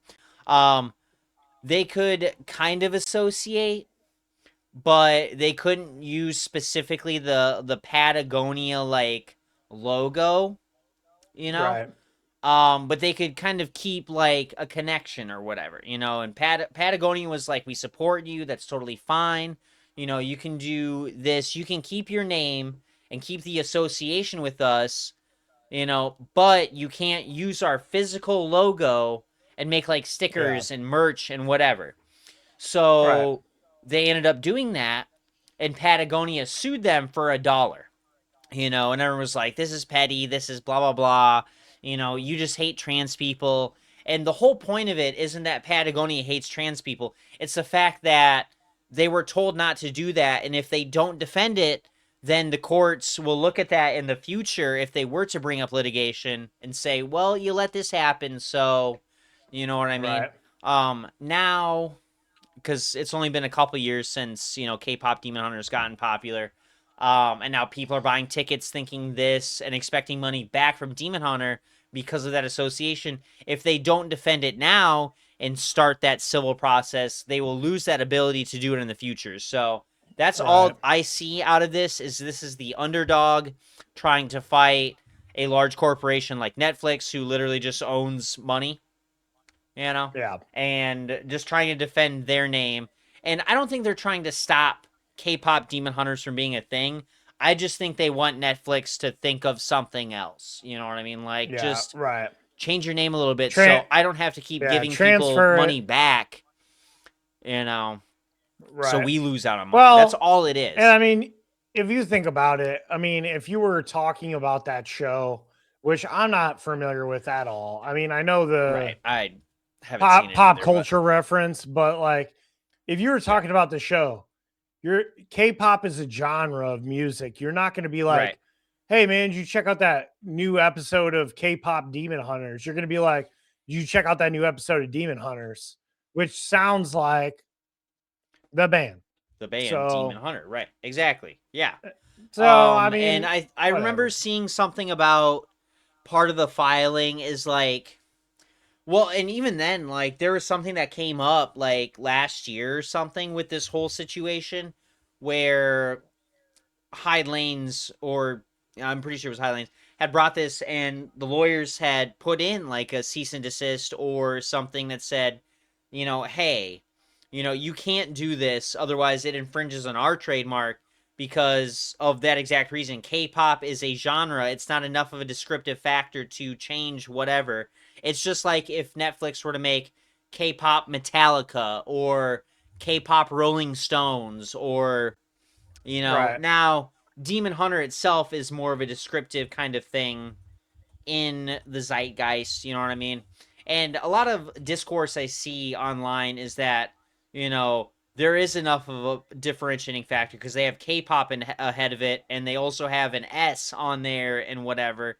But all I see out of this is Hyde Lanes is just trying to defend what they've built for the last 26, 27 years, and they just want to start this process now so they don't have to keep going through these issues in the future, and some multi-billion-dollar fucking company is like, actually, no, we don't want to do that, But when it comes to them, they'll stop anybody and everybody from infringing on their shit, but when they infringe on somebody else's shit, it's without merit. They don't care. It Yeah, is, right. and y'all can figure something else out. You got literally all kinds of production staff and writing staff and whatever. You can figure something else out. You know what I mean? Stop trying to beat up the little guy. Yeah. Hell yeah. Well, yeah, I don't really like litigation stuff except when you're like taking it to the man, and I'll accept this as them taking it to fucking the big man Netflix, who needs to be knocked down a peg anyway. So Yeah. I'll forgive you guys. But in other news, we got a little bit of drama going on between country star Charlie Crockett and Jack White. We talked a little bit about it. I don't even remember, like a few weeks ago, probably, where Charlie Crockett had kicked a band called Twin Temple off of his tour due to satanic imagery in their show that he didn't like. And at that time, that was his fucking perch, and he was standing on it. Jack White came out, offered the guys a spot on a couple of his shows in the area to make up for things. But we've had a little bit of back and forth with the two artists. Crockett has now responded after Jack White had humorously used a 80s novelty rap song to address Crockett's criticism over his role in hyping up Twin Temple after the group was dropped from the tour. Earlier this summer, Crockett was in the headlines after Twin Temple was dropped from 2 of the summer dates due to their use of satanic imagery in the show. Afterward, the story was picked up, has picked up some momentum in media, and Jack White lent his support to the young group, offering to have them open up at his LA shows to make up for one of the performances lost.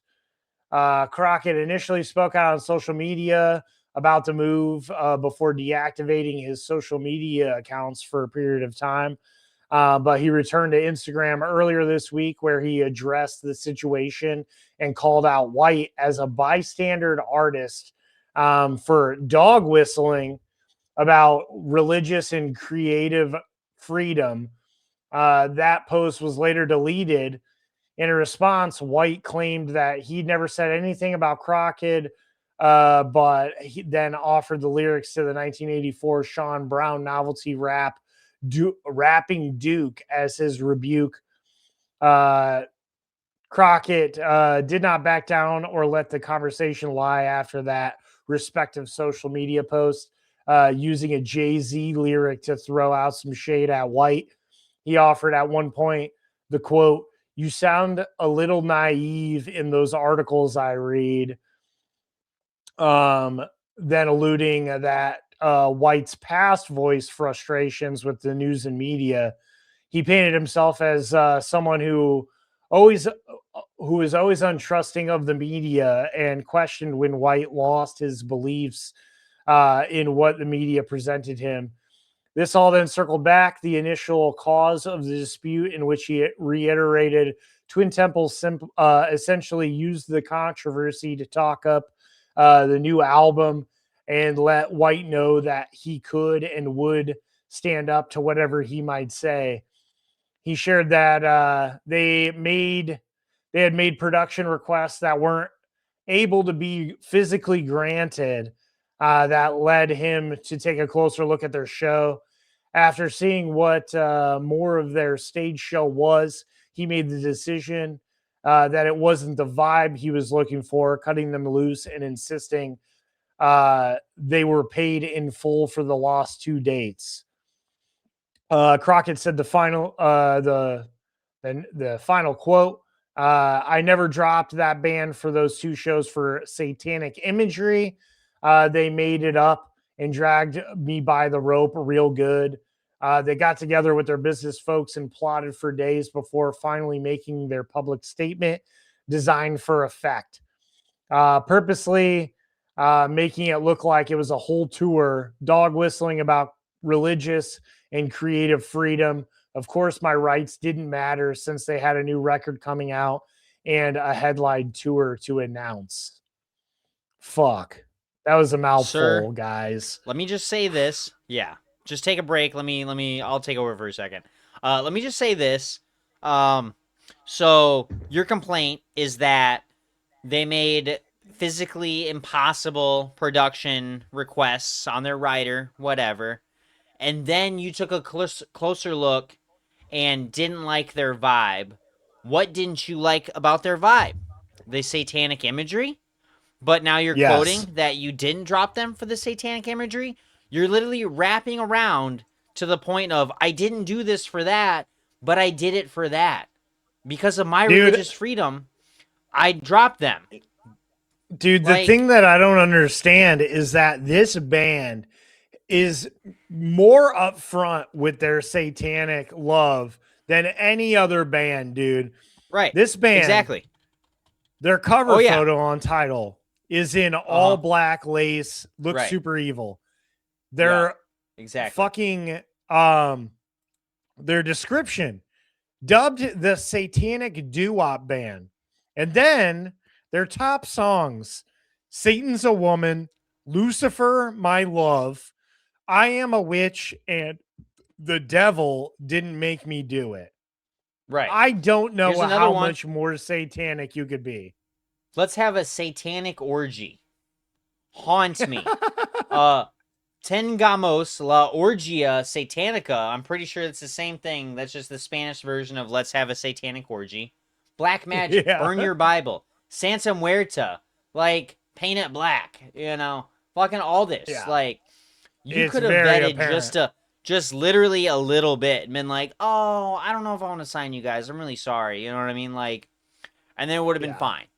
You know, I guess. But no. And the other thing I hate about this Charlie Crockett situation is how everything he says sounds like he ran it through Claude or Chat GPT first and was like, hey, make me a fucking, press release junket that, states whatever, but make me sound a little country. You know what I mean? That was the prompt, and this is what we got. I'm like I can see right through your fucking bullshit. You know what I mean? This isn't the fucking, they dragged me by a rope real good. Like, I'm, Jack White, you can probably get 6 shots off on me before I even get one, but I'm always gonna hit. Like, like, shut up, dude. You're a fucking loser. Yeah. Like, you're cosplaying as a fucking country guy. And who cares? Like, if people didn't want to buy your tickets or I don't know. Like, the whole thing is just bitching. And now he's looking for more because he's got to defend himself. And if you felt the way you felt, then you would have said what you needed to say the first fucking time and left it alone. But now you want to get in this discourse and this conversation and do all this extra shit. You're just as guilty as everybody else for what you're blaming them for. Like, you're a fucking hypocrite and a coward, and shut up. If you were really about religious freedom, you would have just let this tour go on and told your fans, hey, I don't agree with it. You don't agree with it. They're allowed a fucking platform. It's religious freedom. That's what we're here for. That's what they're here for. If you don't like it, cover your ears or go to the bathroom. You know what I mean? Yeah. Like, right. Show up late. Just exactly. You know what I mean? It's fine. No, but on a secondary note, I do love Twin Temple and I do love Jack White. Exactly. Yeah, I agree.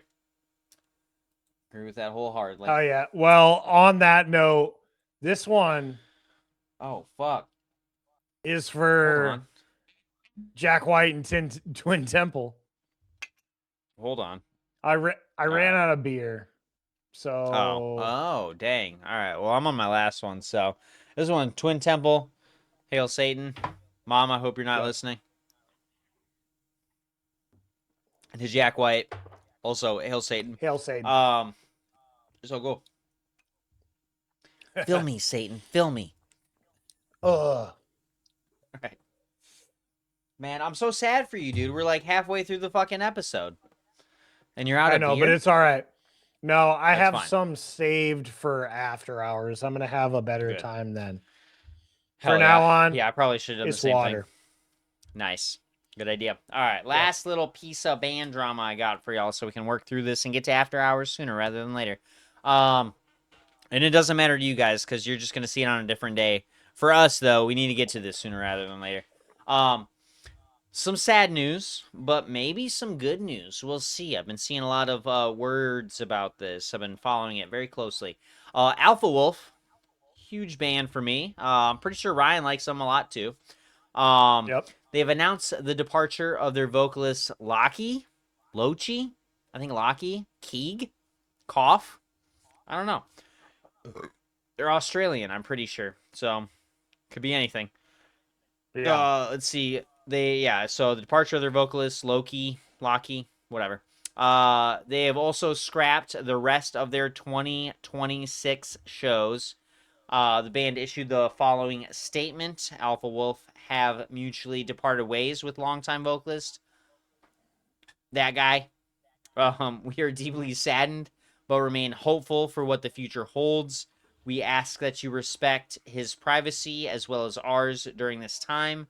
As a result, we have made the difficult decision to cancel our upcoming European headline tour and all remaining shows for 2026 while we work through this transition. Thank you for your understanding and continued support. That sucks. Let me find. Yeah. And I was looking through like Reddit and stuff and seeing what everybody else's kind of feelings were on this situation. Here we go. Let's see, Blindside. Yeah, we're all kind of surprised by this. There's another band that seemed to be on the up and up maybe with this news. Where the fuck was it? Oh, I think it was there was the last vocalist, I believe Aiden, who was kicked out due to allegations, and they kicked him pretty quickly. Damn. Fuck. Yeah. Was it Aiden? Yeah, Aiden Ellis Holmes. He was in there for a couple years, and then had some allegation against him, and then they dropped him, and that's when Lochie came in. But now, let's see, the bassist is taking over lead vocals. The guitarist is taking over bass, and then the Interesting. now lead guitarist is also playing lead guitar but doing backing vocals, and then their drummer just doing drums. He's staying where Just he's at. drumming. Exactly. Yeah. He knows he's like, I'm all right. So A little bit of that sucks. shifting I wish around. I knew. Exactly, yeah, a little shifting and everything, which is fine. But yeah, you go to their Wikipedia page and look up the band members and seeing that fucking it's a lot to dissect. But I love Alpha Wolf, and that's so sad to see because I think he did some great vocals. Like my favorite Alpha Wolf albums was his era of Alpha Wolf. So I hate to see that. I'd love to see what comes into the future, see who replaces him, if they get a replacement, or if they just, like I said, shift everything around like they have right now, according to the Wikipedia page. Might be the case. I hate that, dude. I know.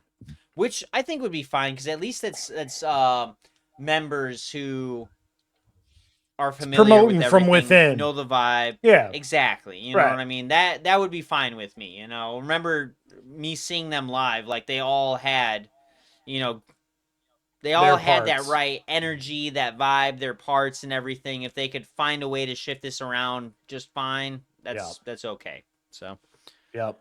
I agree. Oh yeah. Well, that's all the drama we got for this week. We're going to head it into some artist news here. Artist news. But we don't have much today. which, you know what? I'm not complaining about. I Me love neither. spending time here, but at the same Same. time, it's been a long summer, so we're ready Yeah. to have. I'm ready for winter. I'm ready for fall. I'm ready for winter. I'm ready for things to slow down in my life so that Yeah. I can really invest back into this and just Right. get fully energized and creative again. But Exactly. but yeah, let's fucking rock through the rest of this here tonight for you so we can have a nice fun after hours. But our first little bit of artist news, we got some news from Turnstile. I could not open up my Instagram without seeing something about this for like 2 days straight. It was ridiculous. But Turnstile is getting ready to release a guest-filled edition of their latest album, Never Enough. It's going to come out on the 28th, which will be one day after hearing this. So that's exciting news. The reimagined album is titled Never Enough Versions, and it is featuring a whole slew of collaborators, but some noteworthy ones we got here. We got Angel Dust on the record. We got Dying Fetus, which is crazy. On the opposite side of crazy is Elton John. We got Haley Williams of Paramore, and just a long ass list of other collaborators. So I want to bring this up real quick. Fortet. I wanna mention that physically here. You like Madlib, right? Yeah. Never heard it? Yeah, I did some stuff with like MF Doom and everything. Great guy. Yeah. Quasimodo, all that. Fortet edited, mastered, and produced the album Sound Ancestors by Madlib. Great instrumental record. I wish I owned it on vinyl. I did purchase it for a friend years ago at Jimmy John's. It was like his birthday or maybe like a Secret Santa thing. But yeah, I want you to check that out. Great electronic artist. Awesome dude. He's involved in this. Yeah, that one name specifically, I saw that and I was like, "Oh, fuck. Okay. Now I'm locked in." Everybody else, Angel Dust, Haley Williams, Elton John. Yeah. I was like, normal. You know what I mean? But I saw that one. I was like, okay, I'm kind of locked in on this one now. So, yeah. Yeah. No idea what to expect from this album, but Turnstile is not opposed to fucking flipping the script and putting out something different. So excited to see what happens from that. Exactly. I agree with you on that. Alrighty. Next up, we've got a little podcast appearance by Mastodon as they're gearing up for the release of their next new album, Marrow Deep. They had appeared on the Dark Web podcast, which is hosted by Paul Scheer, who's been on The League and Black Monday. You got to keep them separated. For all you League fans. And Rob Hubel of Children's Hospital, great fucking show, and Transparent. Love him. Paul Scheer was also on Children's Hospital. He was a clown. During their appearance, they took a stab at trying to decipher the logos of random death metal bands, and oh my god, they were a bunch of old guys in this situation. It was awesome, to say the least, hilarious to watch them be like, what is that? You know? And the one that comes to my mind is the Infant Annihilator one where who was it, Bran or Bill? I think it was either one of them, but they were close. One of them got really close, and then the other one was like, oh, it's Annihilator, not Annihilation. And they were like, oh, that's an R. Yeah, exactly. So it was a great little clip. I loved that one. Yeah, that whole episode of that podcast was really good. Even the beginning part before Mastodon showed up was pretty funny. I'll definitely be checking out this podcast going forward. Oh, yeah. I don't want to. But yeah, that was awesome. That was awesome that two dudes, two actors that I genuinely like a lot, were into Mastodon enough to invite them on. That's dope. Exactly. It's fun to see. Yeah. Hell yeah. Yeah, dude, I'm a big fan of the league. I'm a big fantasy football guy. If you're a fantasy football guy, you can't live without checking out at least a season, if not multiple, of the league. It's so good.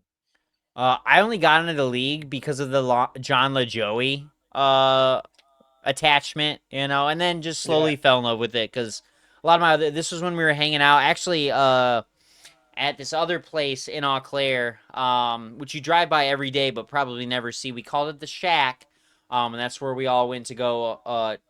I wasn't underage drinking because at that point in time I was like 23, I want to say, or maybe just freshly 21 because this was before me and Kat got together, and I think I was 23 when yeah, just about like 24 maybe. Either way.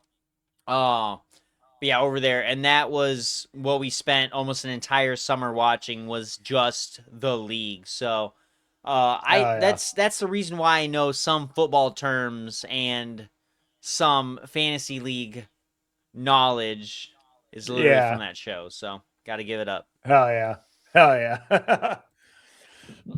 All right, let's see. Next up in news, we got Maynard James Keenan back, coming in with his entrepreneurial self. The eclectic brain behind Tool and A Perfect Circle, among other projects, just added a sushi restaurateur to his repertoire. Okay. Keenan's newest venture, a sushi restaurant called Queen Bee Sushi, is set to open on September 4th. Reservations for the spot, located at 816 North Main Street in Old Town Cottonwood, Arizona, can be made now.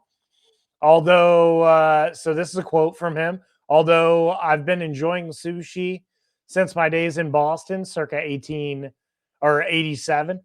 My first Japanese tour wasn't until 2000 with A Perfect Circle. It was an eye-opening experience and a mind-blowing experience. While I was there, I picked up these amazing titanium and hardwood travel chopsticks from Snow Peak, and I've carried them with me ever since. Last year, I ran into Janine Garofalo at the Chelsea in New York City. She was saying to David Cross and Dave Hill, I haven't seen Maynard in several years, but one thing I remember is that he used to carry chopsticks in his pocket, at which point I reached into my pocket and I pulled them out. 25 years I've been carrying these chopsticks. That's how much I love sushi. What happened to your face, Tyler? You just got so my dark. light went out. I thought I charged it enough. I didn't. Hold on, let me figure this out. I know. Well, I'll finish off this while you're doing that. So for the kitchen side, it'll be run by culinary director Chef Brett Vibber, who enlisted Chef Chuhiro Kato, who trained under Nobu Matsuisha. Tyler's probably losing his shit right now. I'm not going to go through anymore. Matsuhisa. Come on. Masaharu Morimoto, dude. Come on. Yeah, there we go.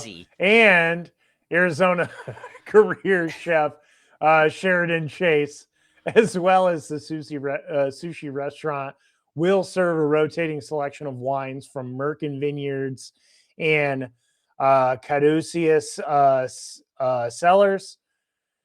Keenan and his wife Jennifer already run Queen Bee Vinyl Cafe, a spot that transformed into a venue, ramen house, and coffee shop. That sounds amazing. Originally, the couple wanted to take on sushi with the venture, but decided against it on the assumption they wouldn't be able to find someone to run it in Cottonwood's small 12,000 resident locale. Vibber was already a part of the Queen Bee Vinyl Cafe staff, seamlessly transitioning his sushi skills over to the new eatery. Beyond Queen Bee Sushi, Keenan also owns and operates Merkin Vineyards, Hilltop Winery and Trattoria in Cottonwood, as well as his flagship Cadicius Cellars in Jerome, Arizona. So he's just fucking getting in the food and beverage game. I mean, as he should. When you're famous for, it doesn't matter what. If you're an actor, you're a sports person, you're a musician, people are gonna come to your restaurant. So fucking just do it. And you know what? I love sushi, so I would definitely check this out. But I don't go to Arizona, so I'm not going to. Yeah, But exactly. this whole Just make fucking Josh go do vinyl it. cafe. Next time he's out there, Yeah, right. just go check it out and let me know. Yeah. No. Hey, go check it out. Come back, report back. Yeah. But the whole vinyl cafe thing sounds pretty fucking cool. I like ramen, Yeah. I like coffee, Yeah. and I like vinyl. Exactly. 3 of the best things ever. Exactly. Yeah. Yeah, I agree with that. I don't know. I'm a bigger ramen guy than I am sushi guy. I hate the idea of eating fish that hasn't been cooked and prepared like that, but you know, that's why they got like, I don't know, wasabi or whatever. But I don't know, I'm still not over that hurdle. That's like, you didn't cook this to temp according to the health department. I don't know. So Yeah. I'll get there, I'm sure, eventually. I'm slowly getting into seafood sort of things. I still will not touch shrimp. I will not touch shrimp.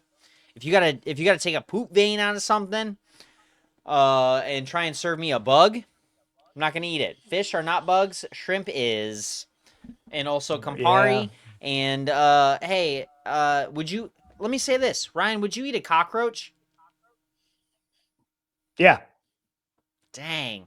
All right. Well, you took the wind right out of my sails. Never mind. That's why you're a sushi guy. Because it's just bugs. That's fine. Yep. All right. I'll try anything once. All right. Well, in light of that, that's cool. I'm just gonna move on to the next news because you didn't let me win. All right. So fine. Nope. No. Nope. I thought you'd say no, and we could have a great time, but no, that's all right. This is cool. Some fun news from one of my favorite rap metal groups, Body Count. Working on a new album called Death Wish. Release plans for the effort are still pending. Ice-T told Metal Shop the following quote: "We got a title for the next Body Count album." I'm trying to do it in his voice as best as I can. And I just finished my rap album, which is called Criminal Migraine, that is coming out this month on the 17th. I'm not going to be able to keep that the whole time. I'm not streaming the record. We're going strictly through Ice-T.com. That's how we're getting ready to sell all our records. We're stopping the streaming. So the fact that I finished that, we're getting ready to start the new Body Count album. So we have a working title. It's going to be called Death Wish. I did continue. It's a process. We're starting from scratch. So it starts off with the guys making riffs and coming up with all these different ideas. Then we got to make them into songs. So it could at least be a year off. Talked about moving in a heavier direction. Cause yeah, they're more thrashy, crossovery, couple hip hop elements, you know what I mean? So they are pretty fucking heavy already. So how they're gonna make it heavier, I don't know, but I'm excited to see how they figure that out. He is quoted, "I think also you're out here at various festivals playing with harder bands, so you want to compete, and you can see which way the music's going, so everybody's influenced by everything else. You see the way it sounds. I'll listen to a band and say, man, I wish we had made that song. You know what I'm saying? So now you go in the studio with those influences and it just keeps getting better. But we had a meeting today and I told them together, I said, if we can't make an album better than Merciless, we shouldn't make another record. So the object is always to outdo our last album."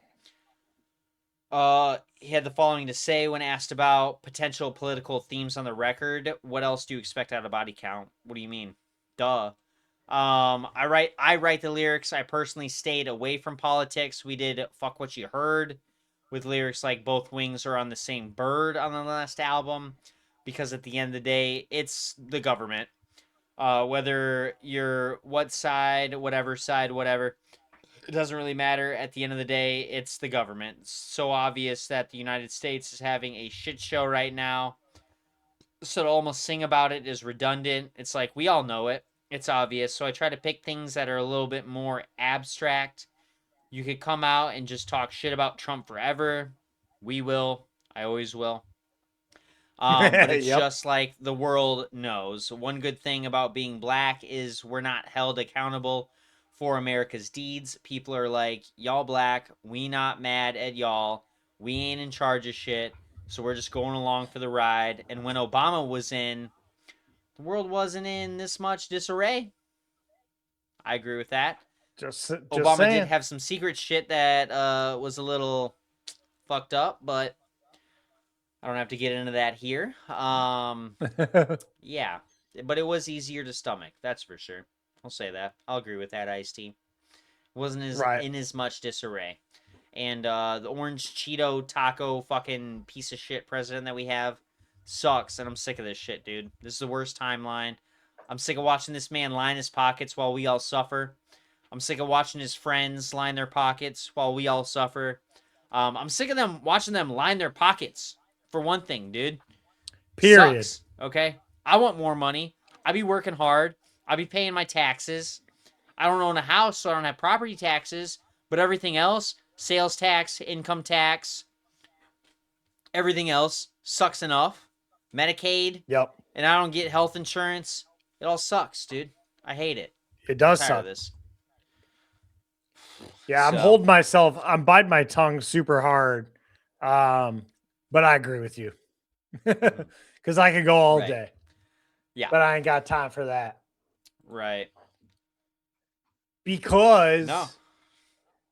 we're heading into your tour announcements. Honk, honk. Sorry, Damn, no, don't. Sorry, guys. don't do it. I'm listening. I'm listening to the first tour announcement band, which is Big Ass Truck. Honk, Hell yeah. honk. Oh, hell yeah. Nice. But yeah, fucking Big Ass Truck. They announced that they're going on a North American headlining tour this fall. Big exciting news. The Southern California hardcore outfit will be joined by Chamber, Mugshot. Love 'em. While Love load the 9 surface restrictor plate and Lie will appear on select dates. Vocalist Abel Abarca shared the following quote. We're super stoked to hit the road this fall for our record release headliner with our homies in Chamber and Mugshot. Many friends will be made and many pits will be moshed. Hell yeah. We here at the Riff Report like to hear that. Come through and do a backflip. This might be the biggest tour ever conceived. I like the encouragement there, but Yeah. those are big words. So calm down there, guys. But this is going to be a dope tour. Starting it off pretty early, actually. Oh, they're going to be. Oh, they just played Warped Tour Montreal. So they got a pretty big break before they hit this tour starting October 10th in Birmingham, Alabama for Furnace Fest. Going right after that, they got a 10-day break, but they're going to start off in San Diego, head through the West Coast until they start cutting over into Boise, Idaho, Denver, Colorado, Minneapolis, Minnesota.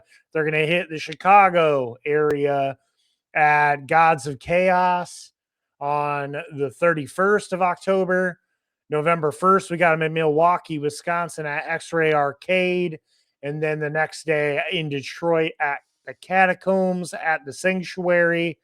They're going to be heading over to Pittsburgh, going into Cleveland, Toronto, Connecticut, Maryland, Maine, New York, until eventually they're heading their way down south, going into Texas for a few days, Arizona, Nevada, finishing things off at the Glass House in Pomona, California. So if you're interested in that, tickets are on sale now. Go check them out. Search up Big Ass Truck and get your tickets. Trying to see who's all attached to that Gods of Chaos, because I don't know. I might try and ask for a night out. Tickets are $53 for that. All right. Not bad. That's pretty cool, right? But I don't see a whole lot of like, you don't have a web. I don't see a website for it for God's. Well, here's a Facebook thing. 3-6 Mafia, Poya, Yep, I see Project that. Pat, Little White, Suicide Silence, Terror, 200 stab wounds, snuffed on sight, Body Box, No Cure, Empty Shell Casing, Knuckle Sandwich. yeah. Yeah. That's a pretty good array of genres. I like that. Right. I'm trying to see what else, because I don't see, it's probably a different day, but yeah, I'm not seeing any of them attached to it. Oh, the 31st, the next, yeah, right. Huh, interesting. Well, yeah, very interesting to see. Still, a lot of fun things going on that day, so. Oh, alrighty. Next tour announcements. We've got Static Dress going on. A U.S. fall tour with I Promise the World and Car Underwater joining them on all dates. We also have the band September is the Only Time I Don't Think of You. Shireen and Concealer. Do you like that? Will be opening at select shows. We're starting off this tour in Detroit at the Shelter on November 4th. On November 5th, they'll be at the Bottom Lounge in Chicago, working their way west into Minneapolis, Missouri, Colorado, Utah, Boise, through the Northwest down to California, Texas, and then jumping from Texas to Florida. Crazy. Wow. Georgia, North Carolina, DC, Ohio, New York, Pennsylvania, Connecticut, ending up in Boston, Massachusetts, December 6th at the Sinclair. Yeah, so check them out. I would love to be there, but I'm pretty sure one of those days. I don't have it. Oh, nope. Those are the days before we go to Under Oath in Detroit. So. Oh, hell yeah. It's going to be on the 6th.